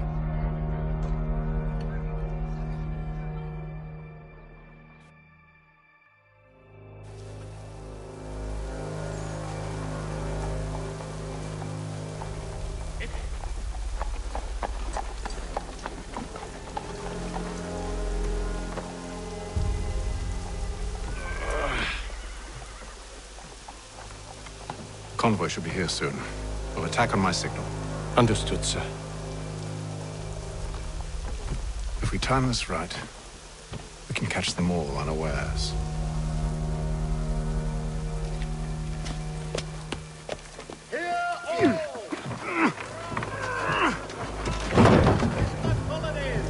By royal charter, King's College has been created in New York Colony.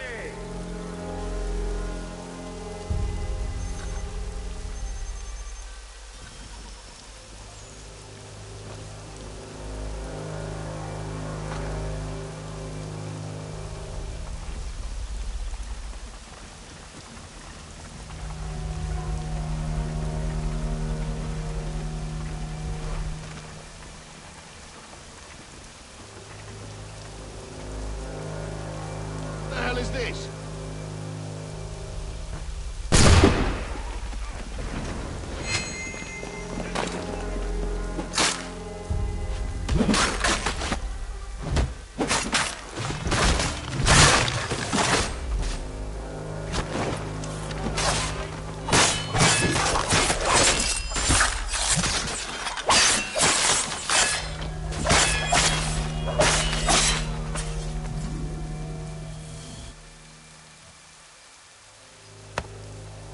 Charles, you and Williams serve as vanguard. Let no man reach us. What about me? You and John will follow from a distance and keep watch over us. I'll signal you when I have need of your services.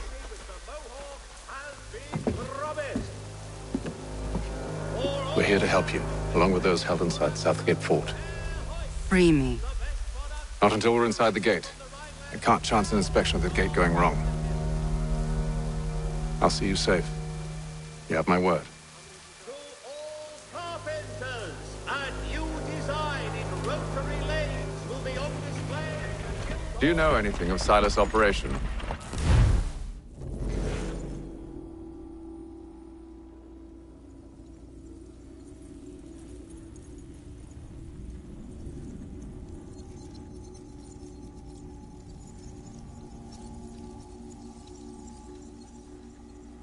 How many men we might expect, the nature of their defenses. You must be rather important to him if you were given your own escort. Sir, we've enemies ahead. Shall I engage them? No. Let Jonathan and Thomas take care of it. As you wish. I wish you'd trust us. Though I suppose it's only natural for you to be wary. So be it.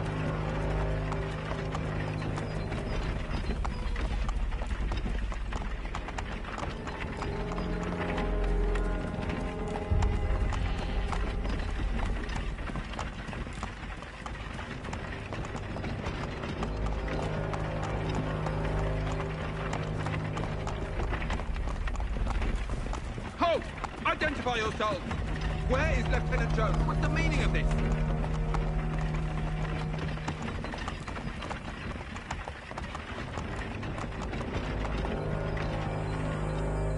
Engage the enemy!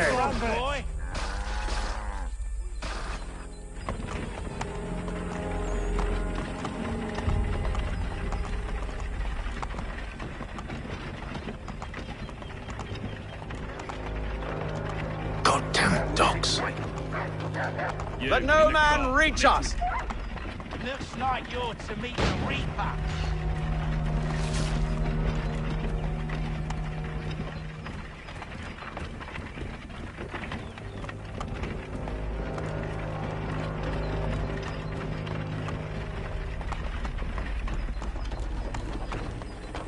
Aha! Bringing fresh meat, eh? Come here. I want to take On a your look guard, inside men. this unit. Of course. Only say the word, and I'll cut them down. One moment there. Me and you. Who's your officer?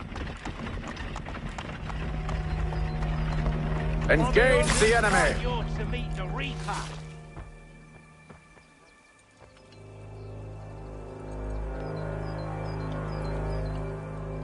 All clear.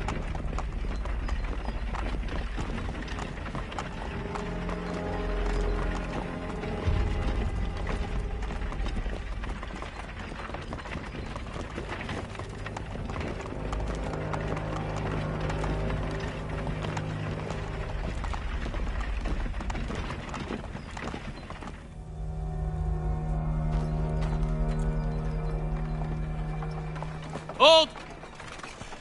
Evening, gentlemen. State your business. Delivery for Silas. Go on then.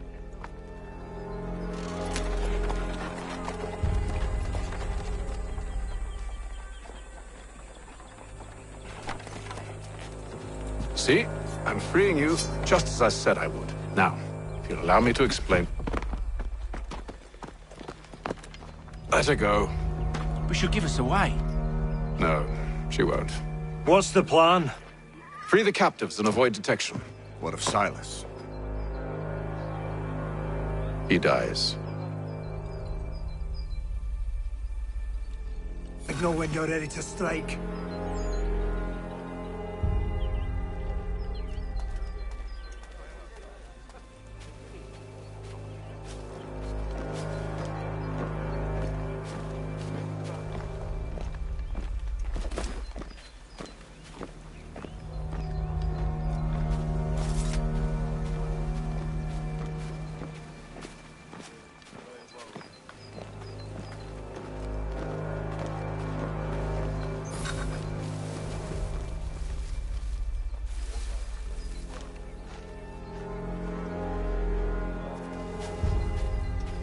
Greetings.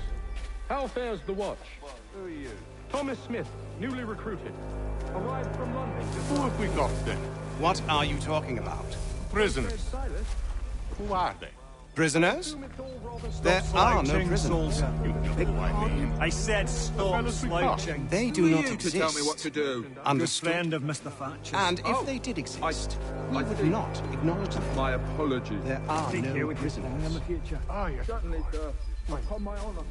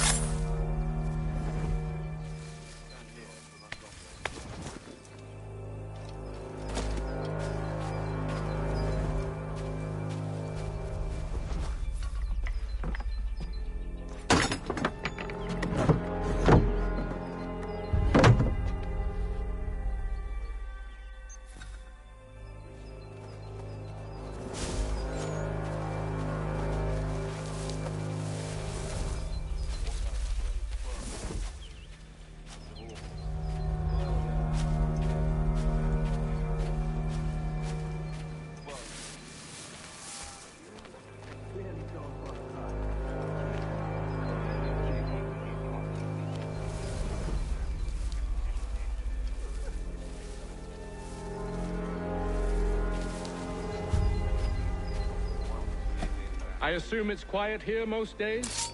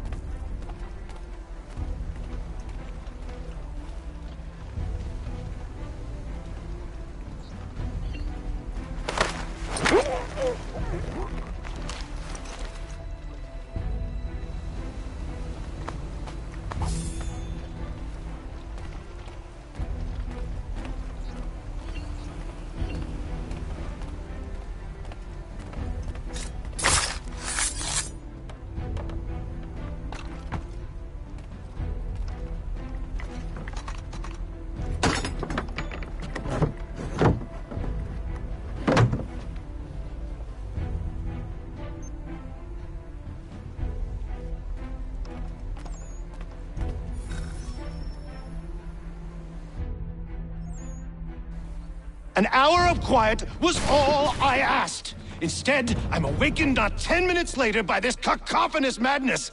I expect an explanation, and it had best be good. How? How did this happen? My precious merchandise set free! It's unacceptable! Rest assured, I'll have the heads of those responsible, but first we clean up this mess!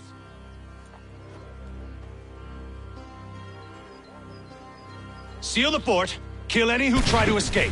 I don't care if they be one of us or one of them. To approach the gate is to be made a corpse. Am I understood?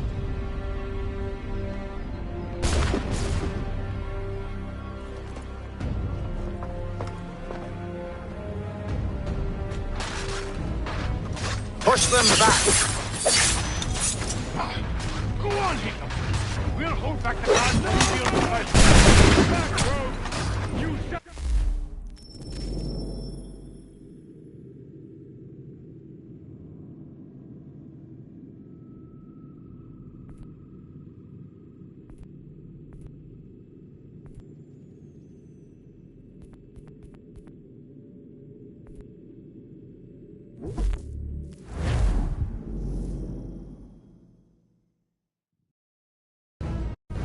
Push them back. Go on, Hiccup. We'll hold back the guards while you deal with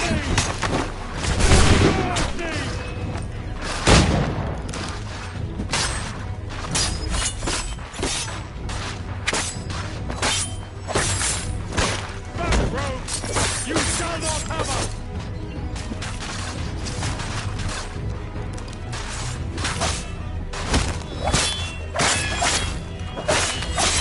Did you receive your training?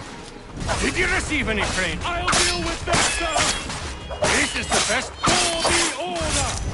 I'll deal with this, sir!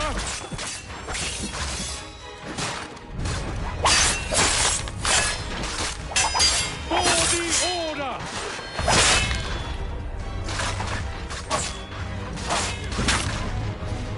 There's still time for you to play. So not much.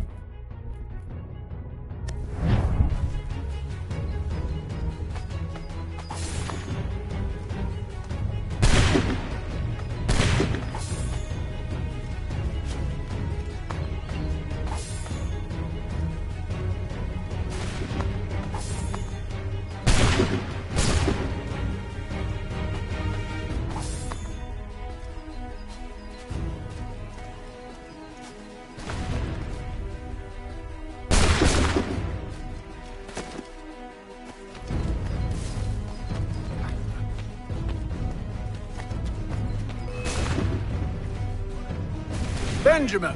Glad to have you with He's here! us. I could use some help. Kill!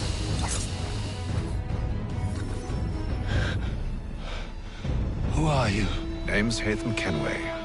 You don't know me, but I believe the two of you are well acquainted. I made a promise to you, Silas. One I intend to keep.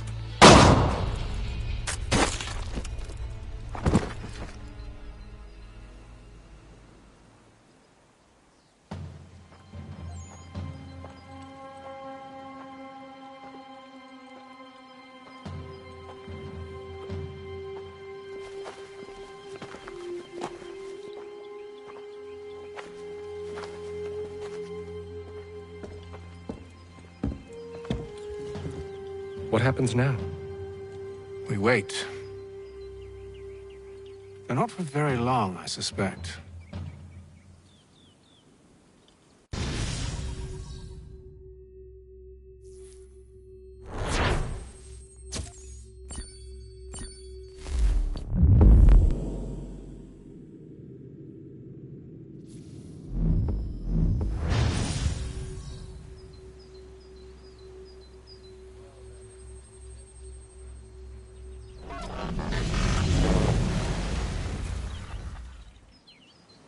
It's been several weeks now since we freed the Mohawk prisoners from captivity.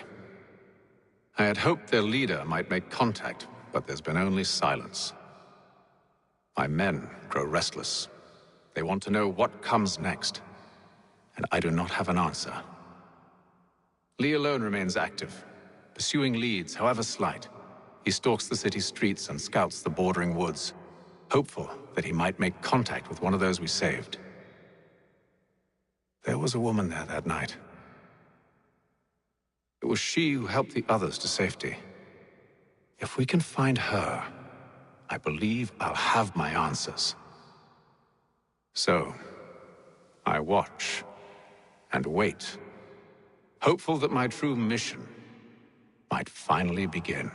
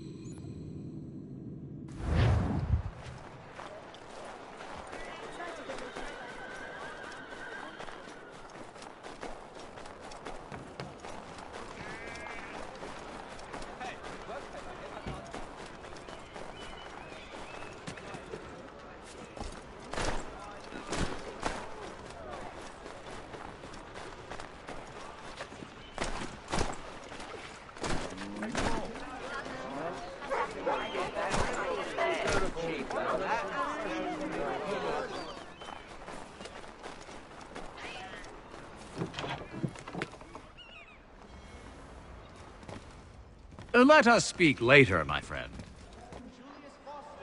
Guest preacher this Sunday at St. Mary's for the good of all.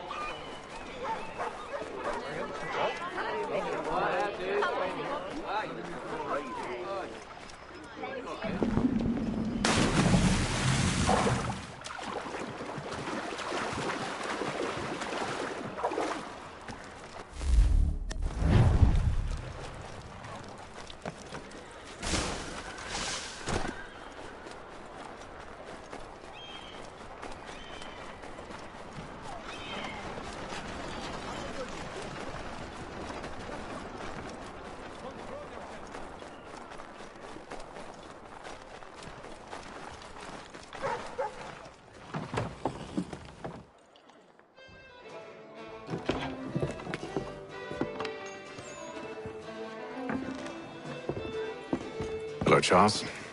Any luck finding our mystery woman? Word is she's been stirring up trouble just outside the city in a town called Lexington. Well, then that's where we'll begin our search.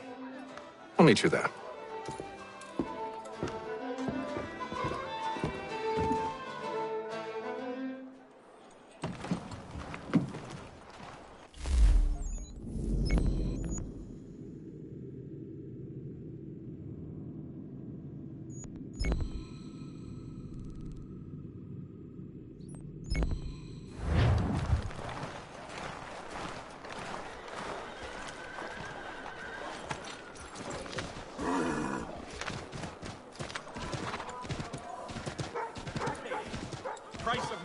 Now represented in America by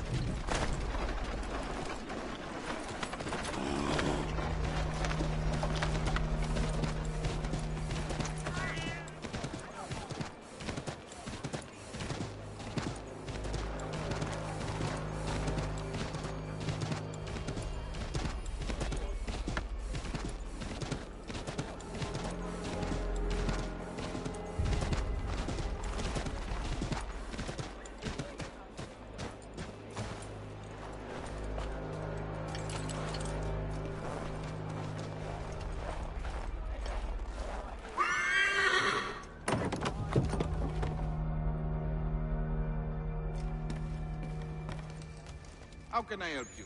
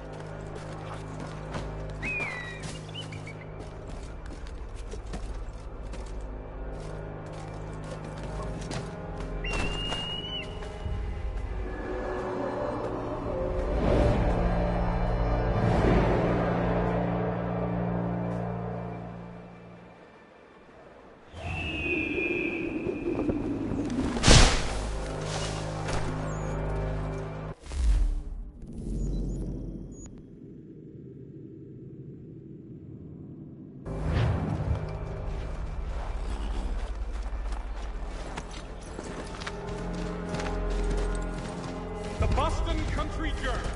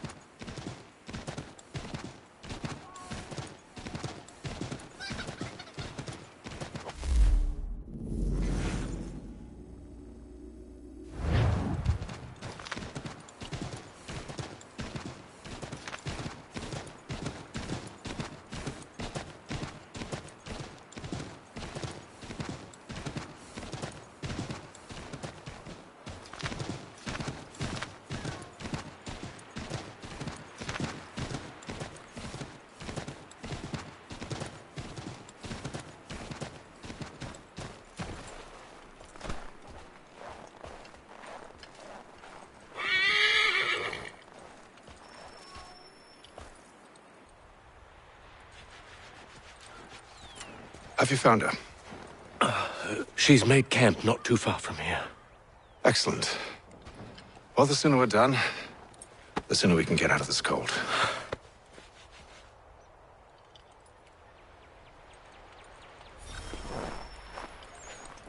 I am afraid I have some bad news, sir. Oh? Braddock is insisting I return to service under him. I've tried to beg off, to no avail. No doubt he's still angry about losing Pitcairn. To say nothing of the shaming we gave him.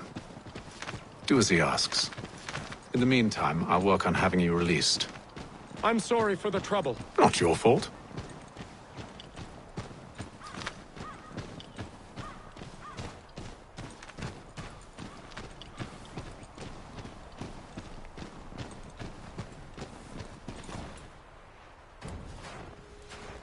We're too late. Fire's only just been snuffed. Snow recently disturbed. She's close.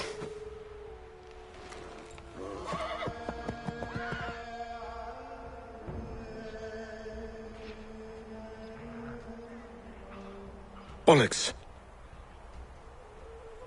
These tracks are fresh. They must be hers.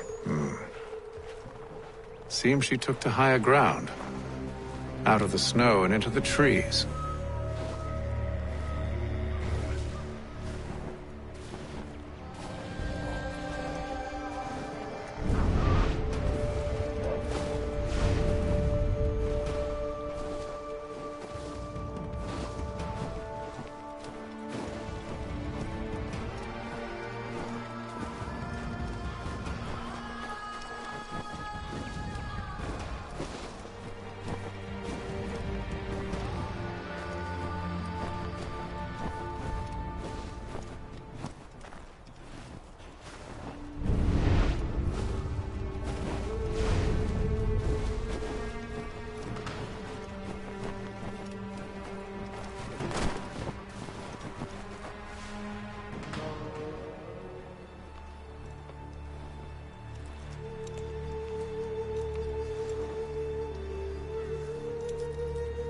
wait here.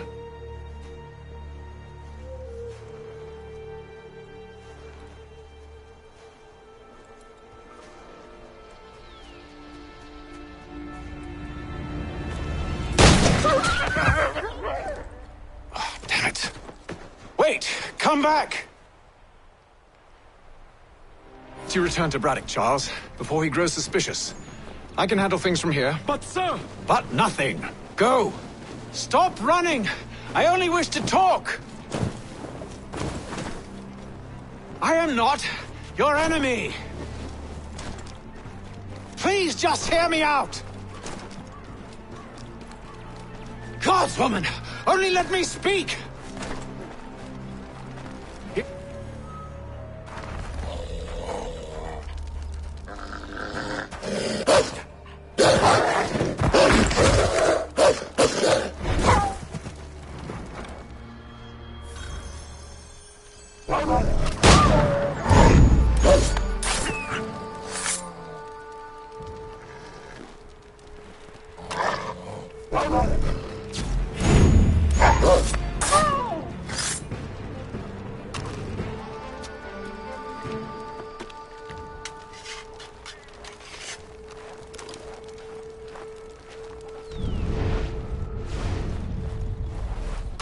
You try my patience, woman!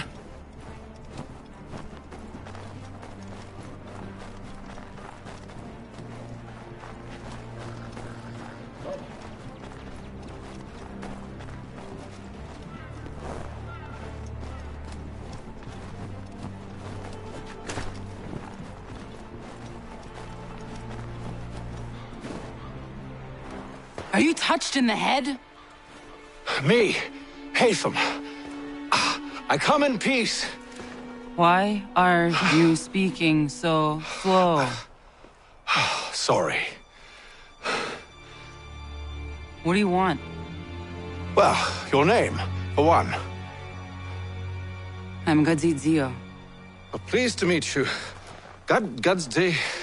Just call me Zio. Dio. Zio. Dio. Now tell me why it is you're here.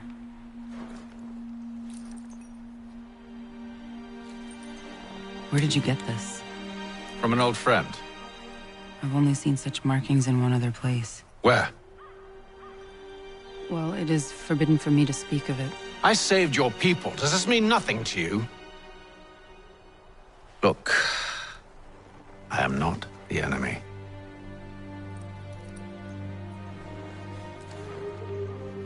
Close to here, there is a hill. Meet me there, and we'll see if you speak the truth.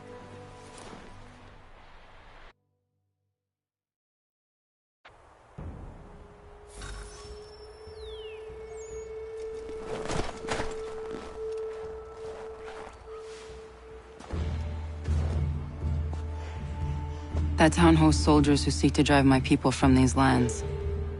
They're led by a man known as the Bulldog. Edward Braddock. You know him? He is no friend of mine. Every day, more of my people are lost to men like him. Then I suggest we put a stop to it. Together. What do you propose? That we kill Edward Braddock. But first, we have to find him.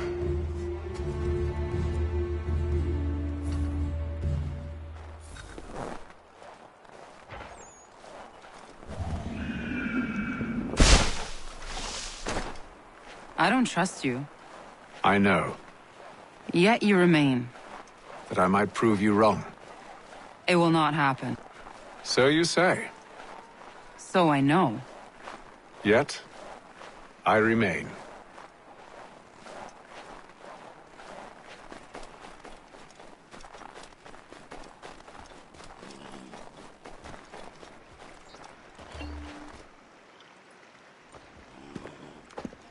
Wait here. A Mohawkman is likely to raise suspicions, if not muskets. This is hardly the first time I've been amongst your people. I can handle myself. I hope so.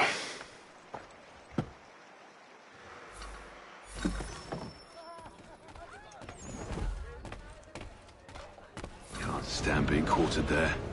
The endless crashing of the waves, the sting of the salt in my eyes, and the goddamn gulls shrieking and shitting everywhere. You're sure that's where we're going? Aye.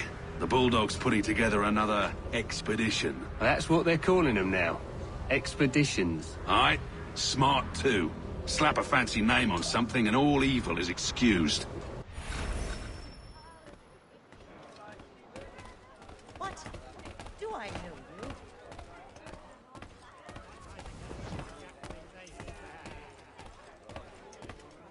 I hear tell the French are readying to move on our positions. Wonder what Braddock intends to do about it. He's already left for the advance camp. I'll wager our little holiday here is just about ended. We'll be marching south before week's end.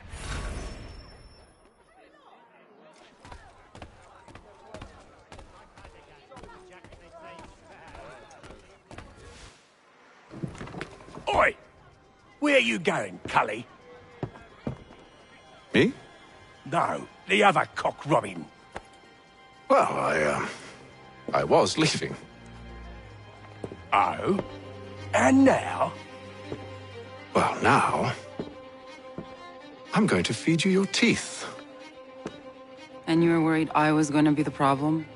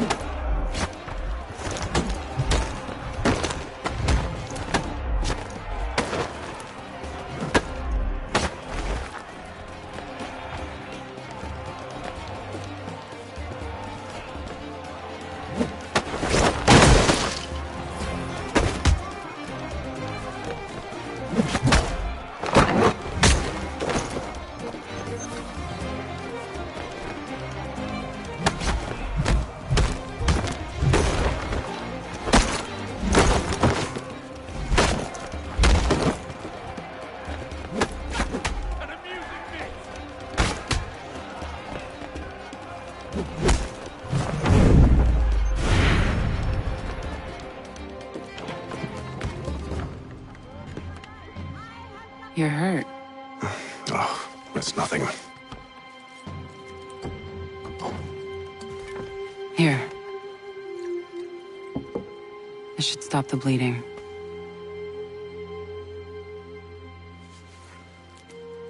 That wasn't necessary.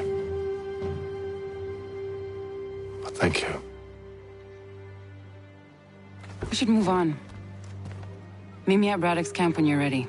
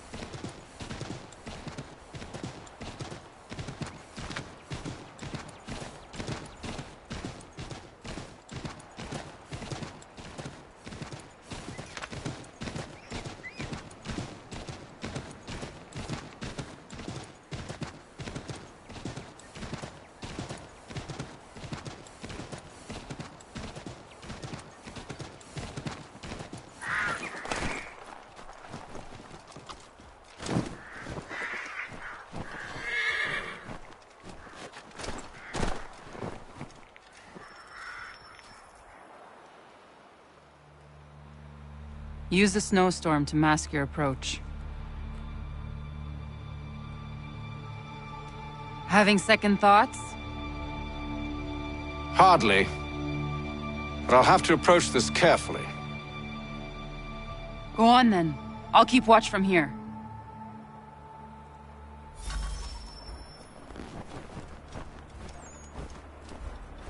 I can hide in that cart.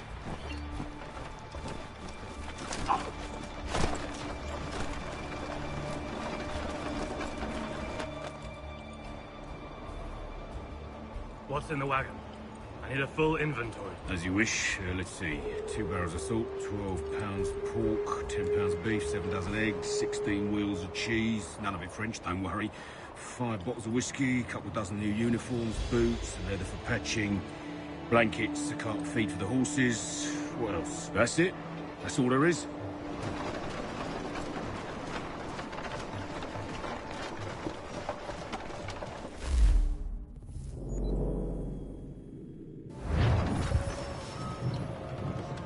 Those cannons are like to cause trouble. Perhaps I could sabotage them.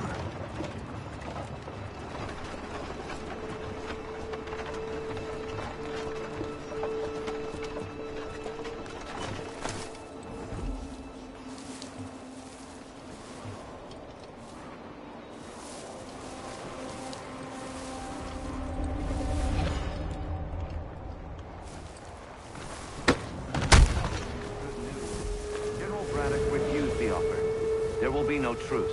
Damn it! Why, George? What reason did he give? He said a diplomatic solution was no solution at all. That allowing the French to retreat would only delay an inevitable conflict. One in which they'd now have the upper hand.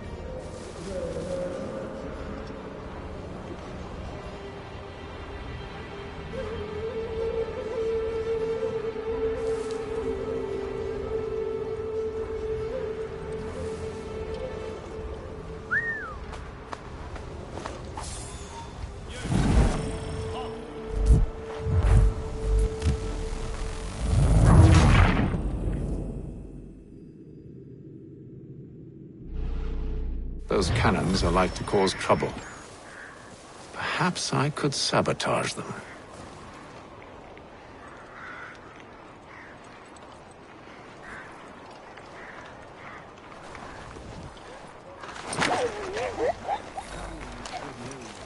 General Braddock refused the offer.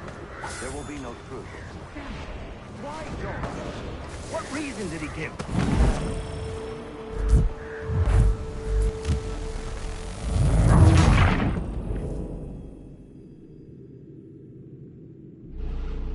Those cannons are like to cause trouble. Perhaps I could sabotage them.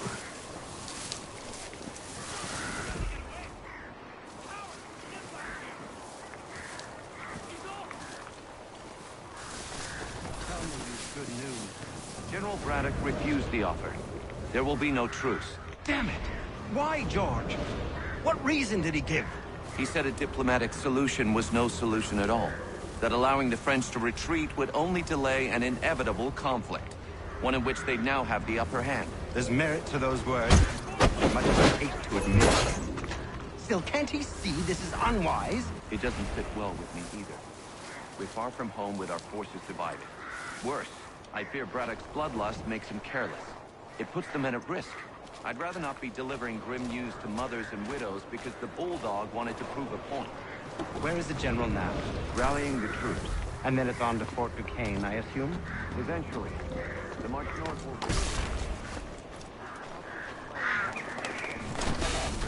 At least this will be ended soon. I try, Joe.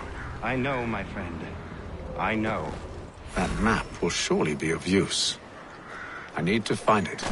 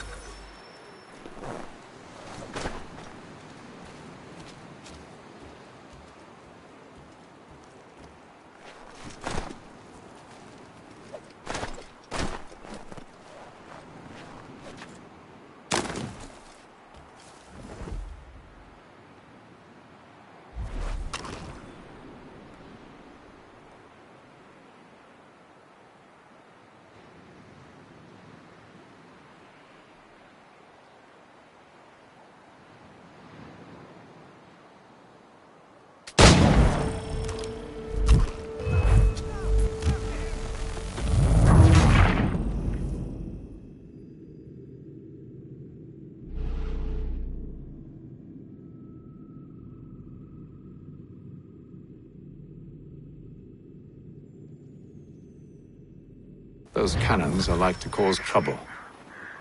Perhaps I could sabotage them.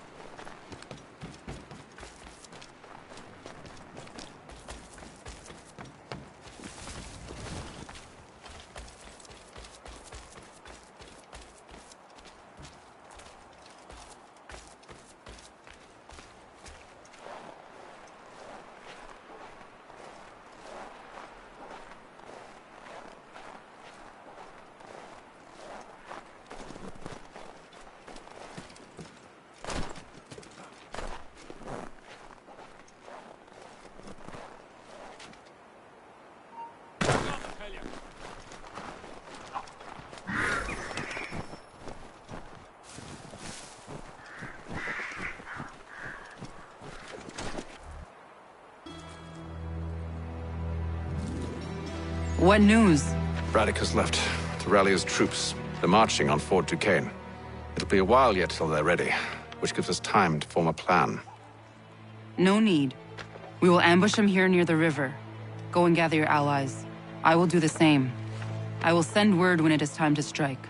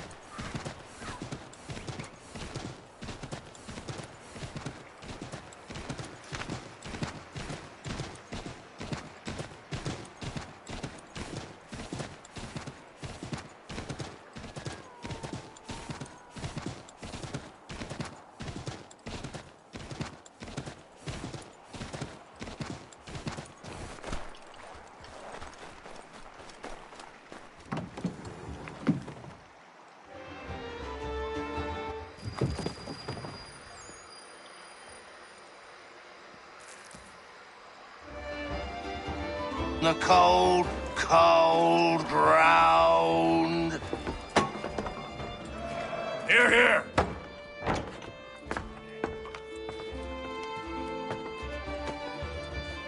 Hard at work, I see. How did you... It is time. We've set up camp to the north. Meet me there. Gentlemen, let us away.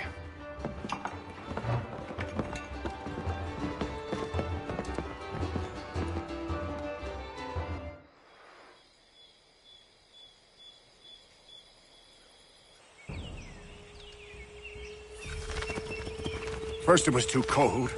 Now it's too goddamn hot.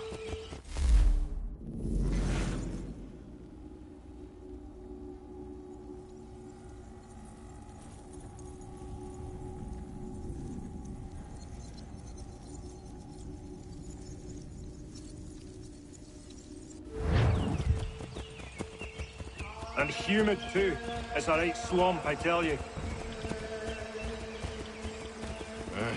To say nothing of the mosquitoes. Warm weather and bugs are soon to be the least of our worries. What? You mean the bulldog? Please. We'll be in that one's beef soon enough and on to the next. Where's your boy Lee gone off to? Returned to finish out his service under Braddock. I imagine the Bulldog's none too pleased after the stunt we pulled. Pleased to spin a tale of my incompetence and beg forgiveness. He is away with words, especially when it comes to flattery. I expect he'll be welcomed back with open arms. Which would give us a man inside. Precisely. Unless you've underestimated.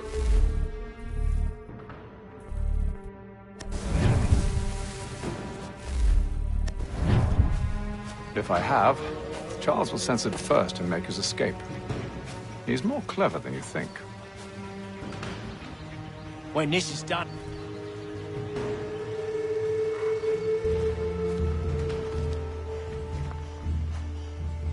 I see you've been busy. All these men are from many different tribes, united in their desire to see Braddock sent away. The Abenaki, the Lenape, the Shawnee. And you? Who do you stand for? Myself. What would you have me do? Will you help the others to prepare? Follow.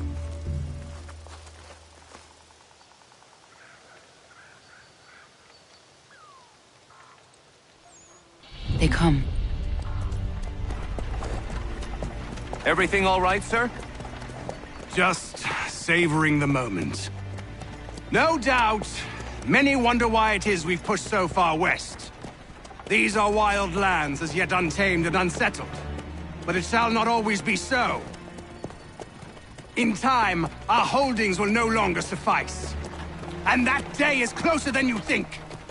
We must ensure our people have ample room to grow and further prosper.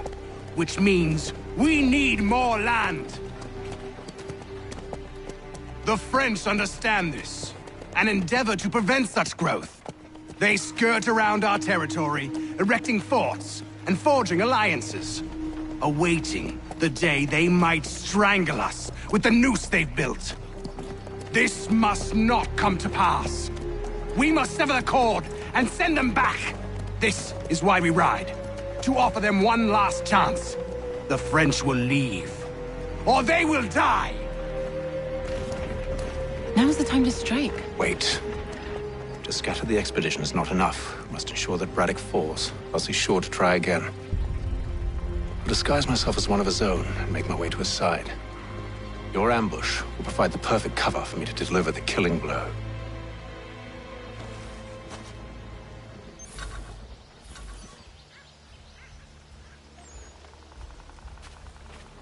We await your signal. There, in front of us.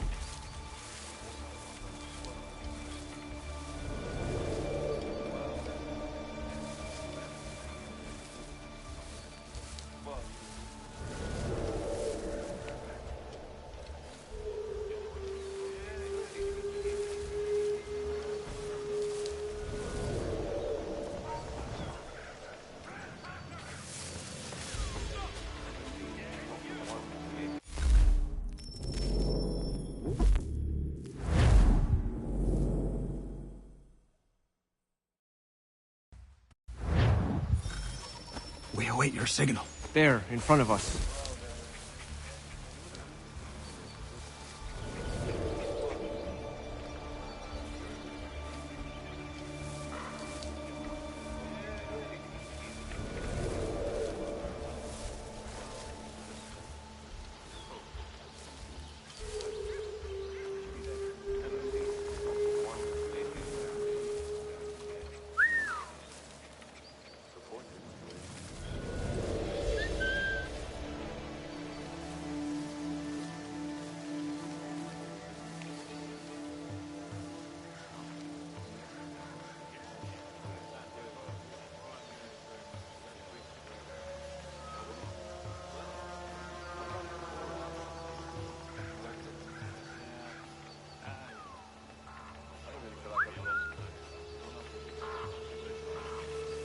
Kill them!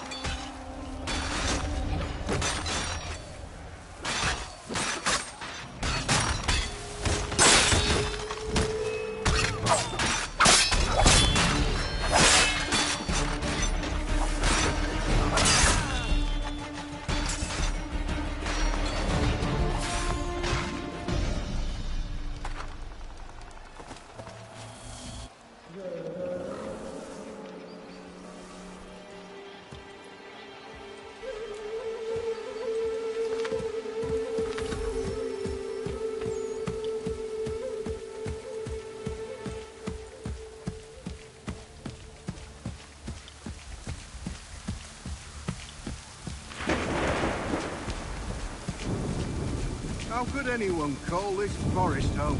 If the French push back, there'll be a lot of opportunities for us up north.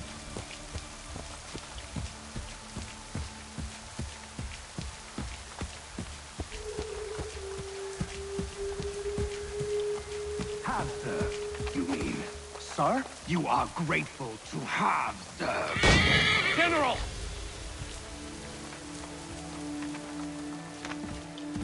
I'll not tolerate doubt amongst the...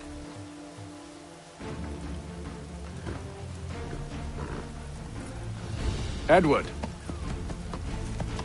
Not so fun on the other end of the barrel, is it? Look out!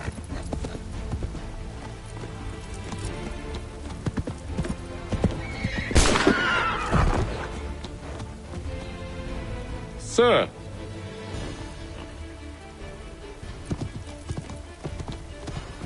Where are you off to, Edward?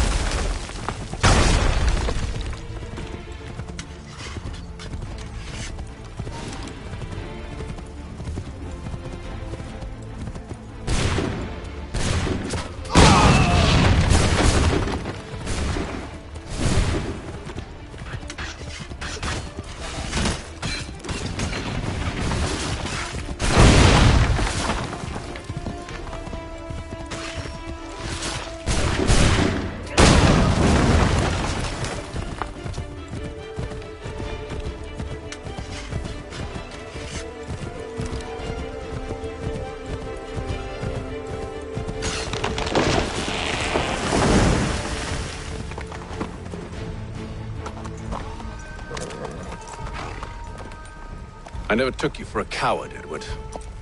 Come on, then! Such arrogance. I always knew it would be the end of you. Is the end of you.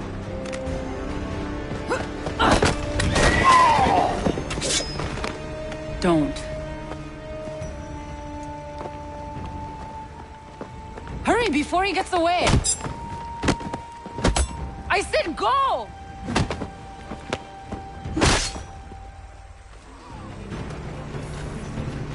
I don't deserve this!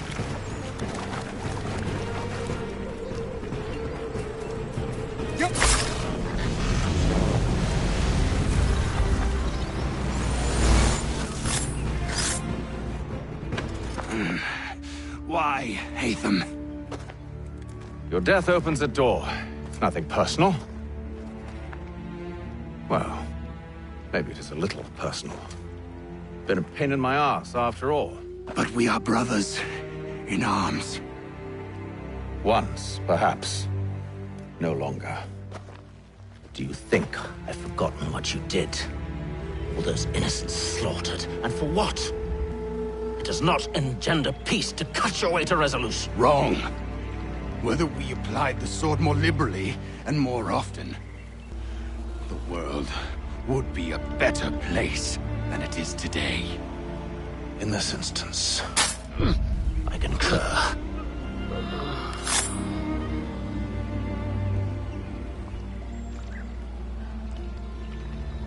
Farewell, Edward.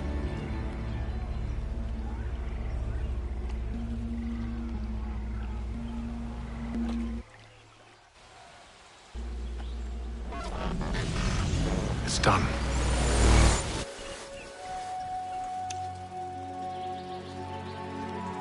Now I've upheld my part of the bargain. I expect that you will honor yours. Follow me.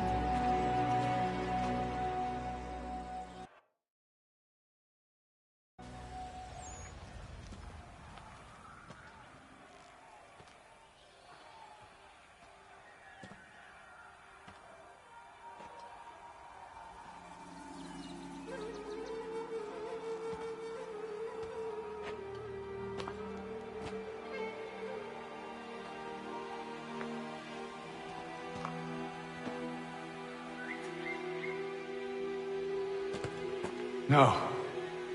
No!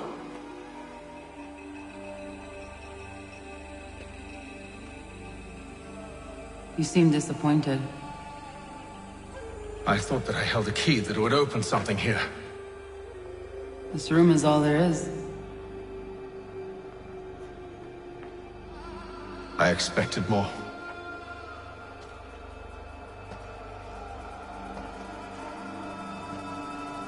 What do they mean?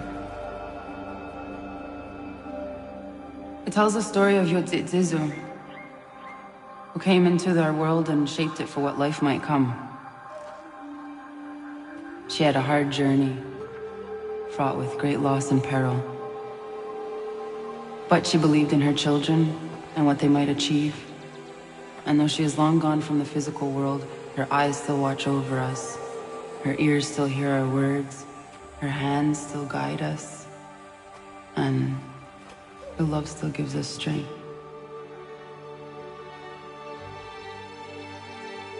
You've shown me great kindness, dear. Thank you.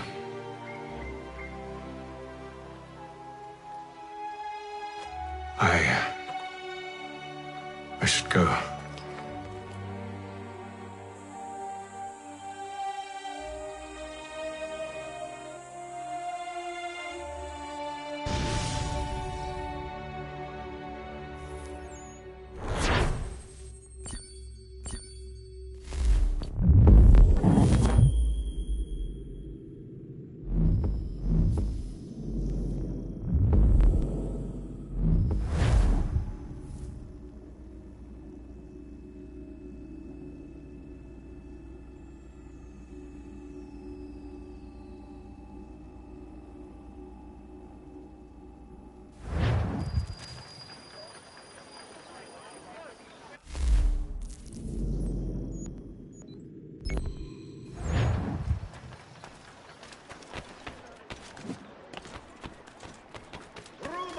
congratulate that the Braddock expedition has engaged the French along with Indian tribes.